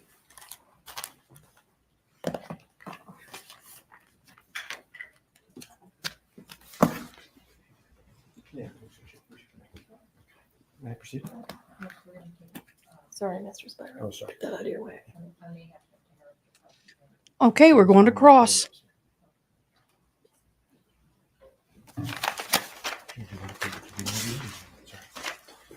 May I proceed? Yes. Yeah. Thank you, sir. When you got to the scene, Mr. Baldwin walked up to you and said, I was holding a gun. He blurted it out, right? Yes. And in fact, he was very shocked, if you could picture Alec Baldwin in a pale state, very unsure of himself. You could say an actor out of character. Fair? Sure. Object to the former question. It is Mr. Spyro testifying in the question. Okay. May we approach? Sidebar. Oh. Y'all, seriously.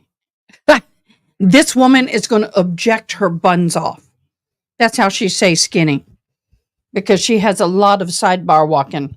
And I know I'm being silly, but great to see you, Miss Ann. Great to see everybody here. I do appreciate each and every one of you.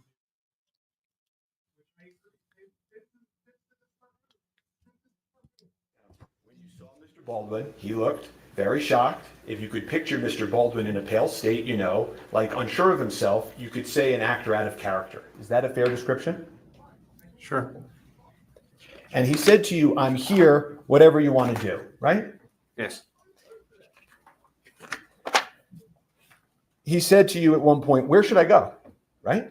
Yes. And he also pointed out to you who the director was on scene who was hit in the shoulder, right? I believe so. Yes. I inquired about him. And he also asked you how she was doing, right? Meaning Miss Hutchins, right? Yes. I don't remember you being asked about that in direct, were you? And you mean asked by the state? Yeah. Objection relevance? Overruled. So I want to take a step back. The dispatch that came over to your radio, sir, before you got to the scene was a dispatch for an accidental shooting by a prop gun, correct? I believe that's what was told to me, yes. Okay. And you've testified to that previously, right? Yes. Okay. And the dispatch report, you know that you received that wording, accidental discharge, several times, right? I believe so. Okay. So I want to ask you, how come when you described it today in court, how come you didn't include the word accident when you testified before this jury? I'm not one to say if it was an accident or not. Just there to initially respond to it, and then the detectives determine whether or not it was an accident. Well, sure, but every other time you've been asked about this, you've said it was an accident. And now today at the trial of Alec Baldwin, when you're talking to this jury, you left that word out. Isn't that true? Not intentionally, no. Did you meet with the prosecutors before you testified here today? Just briefly in the room outside for them to tell me who was in order. What He's falling asleep. You've discussed your testimony previously with Ms. Morrissey, correct? Before today? Just in a pretrial interview, yes. Alec is We talked falling about asleep. your lapel that was on. It's true, right, that the lapel is actually mandatory. Yes. Right? And so they came to the officers, passed a law, and told you had to wear your lapel, right? Yes. And the way it works is it secures all of these statements, and when you're done wearing it for the day, you go back to the station, you log it in, and then it exists, right? Essentially, yeah, but it's more complex than that. It uploads on itself. Oh, it self-uploads so that it maintains itself? Yes. Okay. And you then talked a little bit about the securing of the scene. Hey, Handy Mouse. You talked about crime scene tape going up, right? Yes. But as you just told this jury, at the time, you don't know whether this is an accident or not, right? Yes. It's not like a crime scene tape is some evidence of a crime, right? Whether it was an accident or a crime scene is still essential. And you've been very candid that you made some mistakes at the scene, right? Yes. And that you've learned since then about some of these mistakes, right? Yes. You've said hindsight's 20/20, right? Yes. And you can Monday morning quarterback decisions, but you made them in the field, right? Yes. Okay.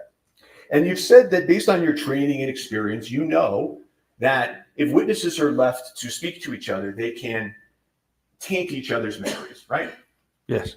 And sometimes that's incidental and accidental, right? Yes. And sometimes it's purposeful, right? Depends on who's there, yes. Well, if you were with somebody and somebody was talking to you about the 911 call, right? And they kept saying to you over and over, it wasn't an accident, it wasn't an accident. And then you testify and you leave out the word accident. That could be an example of taint, couldn't it? Sure. And also non-witnesses can taint people's memories too. You agree with me? I guess. Well, at one point in your testimony previously, you had said that there was a lawyer on the scene that was talking to some of the people that were on the scene. I believe so, yeah. Okay. And if that lawyer told somebody on the scene, I think your understanding is that could have tainted their view or their memory, right? Essentially, yes. Mr. Baldwin never asked to speak to that lawyer, did he? I'm not to my recollection. And then you went on and you said, that you had told Mr. Baldwin not to speak to the other witnesses. Do you remember that testimony? Yes. And I think you were asked approximately 5 times why Mr. Baldwin was disobeying your orders. Do you remember that testimony? Yes. Okay. But in the lapel video that we just saw, you're not going up to Mr. Baldwin or these witnesses, but get out of here. Get out of here. I'm an officer. You got to separate. Good point. You don't do that, right? Nope. He doesn't control the scene. It's his scene to control. And also in that video, you can see a lot of these people are coming over to Mr. Baldwin, right? Yes. One of them comes over and shakes his hand, right? Yes. Have you ever seen that in all of your experience? Somebody commit a homicide and everybody and all the witnesses are on the scene, circling around the person, shaking his hand and talking to him about what happened. Have you ever seen that in your entire career? No. And then you went on to say, well, you didn't put him in the cruiser. You didn't put him in the cruiser because your cruiser was being used. Was I guess the reason that you gave? Was that? Did I understand that right? My patrol unit was being actively used as a post on the other side of the field for a crime scene. When you say a post, you mean like it goes somewhere else and you put the tape around it? Is that? The side mirror was wrapped around with crime scene tape. Uh-huh. You mean there were also another dozen officers on the scene that day that had police cars if they wanted to put Mr. Baldwin in at any point, right? Yep. They could have separated. And in fact, Mr. Baldwin later on drives himself to the precinct and goes and speaks to the police, right? I'm not too sure how he got there, but he did get there. Well, he wasn't under arrest, right? Not to my knowledge, no. And so you use this word detained. When Ms. Morrissey asked you, well, were you detaining Mr. Baldwin? Do you remember that question? Yes. Isn't it true that even today, years later, no police officer has ever arrested Mr. Baldwin or detained him in a police car? True? I don't know.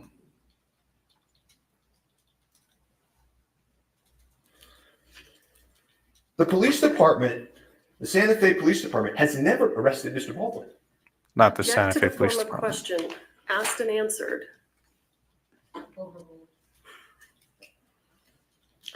And one of the things.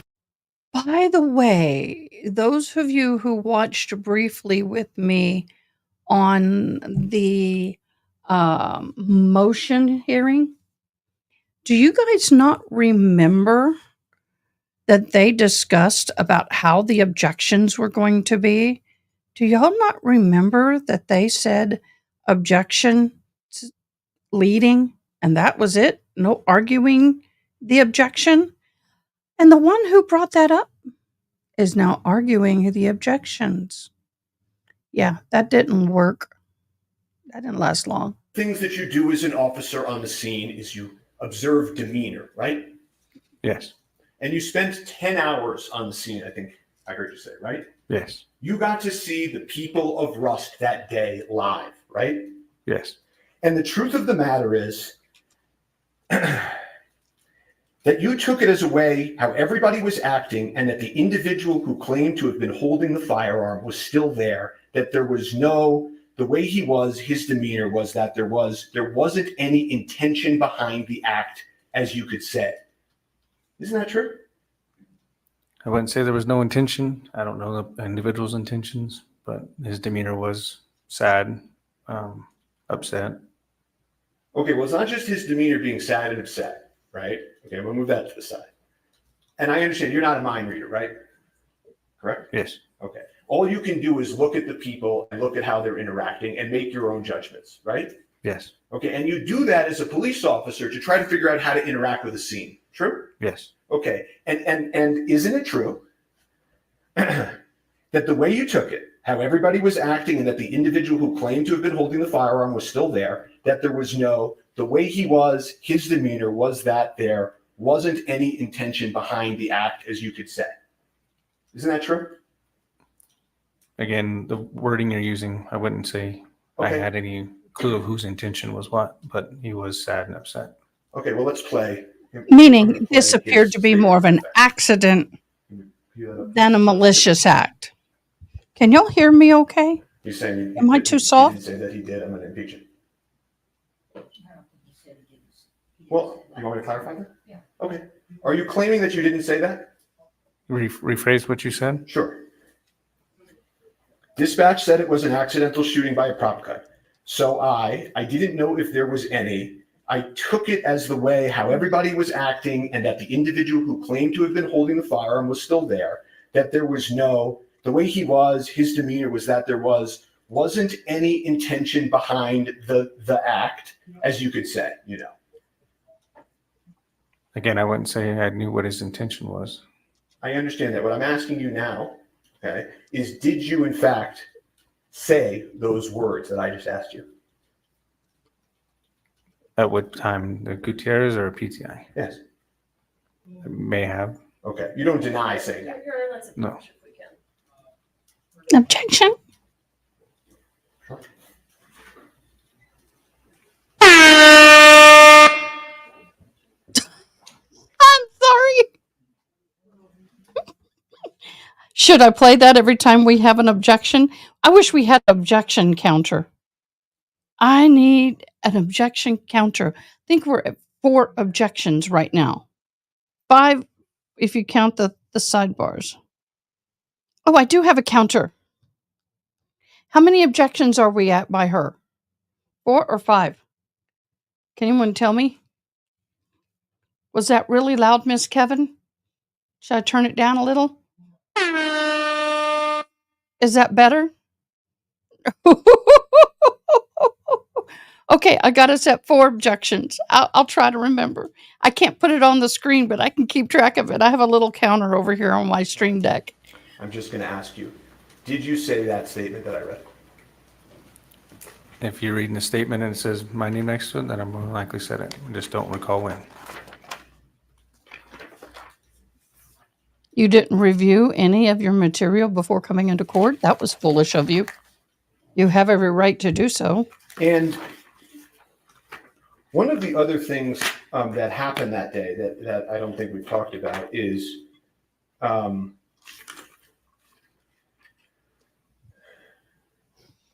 you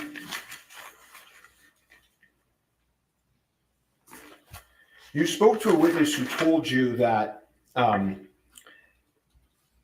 woman named Sarah was crying and shaking and going through the bullets and saying, I don't know how it got in there. Objection, hearsay. I'm asking the witness if he had that information. He's making the statement, the hearsay statement is coming in. Do you know whether anybody at the scene was, before you got there, shaking and going through the bullets and saying, I don't know how it got in there? I don't know. Okay. If we could refresh the witness with his lapel, and I would ask that can I put it up on just his screen? Okay. I don't think you can do that. I would object because that's not proper refreshment. We don't refresh in front of the jurors. That's my objection. What do you mean? Well, if we're refreshing. You know what? We're going to take a lunch break real quick, and we're going to be back at 1 o'clock, okay? Please don't talk among yourselves. Rise to the jury. Are we going to lunch?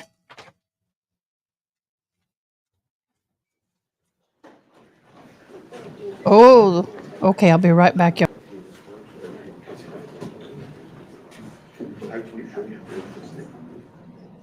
All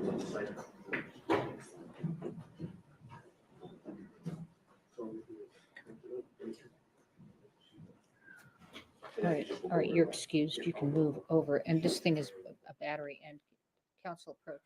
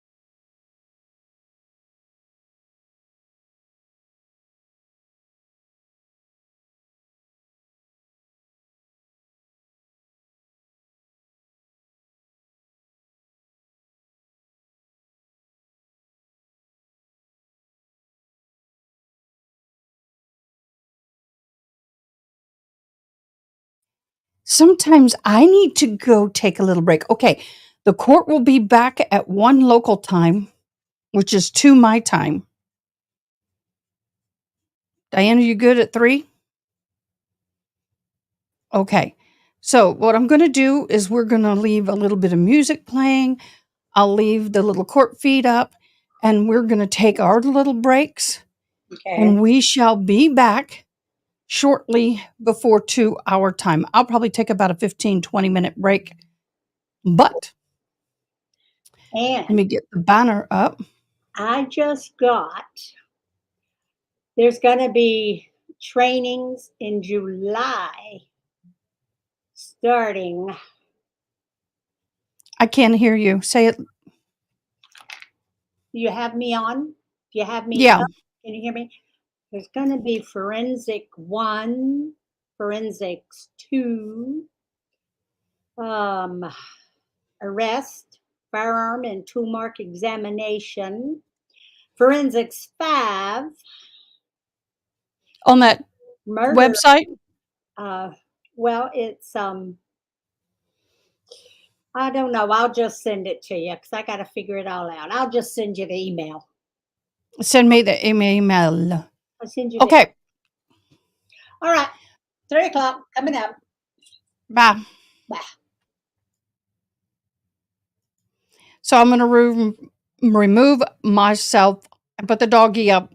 We will be back.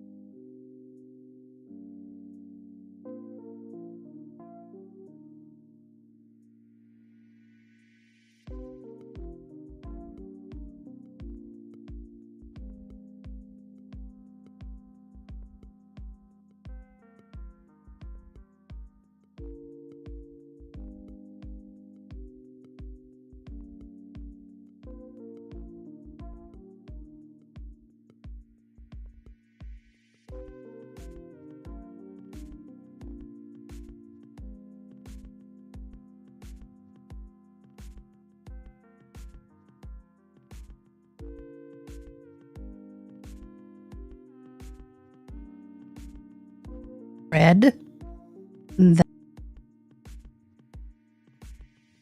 that I need to keep each stream under 6 hours if I need to edit for any copyright reason. Otherwise, if it's over 6 hours and I need to edit for copyright reason, I can't do so. So we're going to end this live stream. I'll invite everybody back in. I'll create an afternoon session. Thank you so much for joining me. You guys are awesome. We'll see you in a few minutes. Short few minutes. And grab yourself some lunch.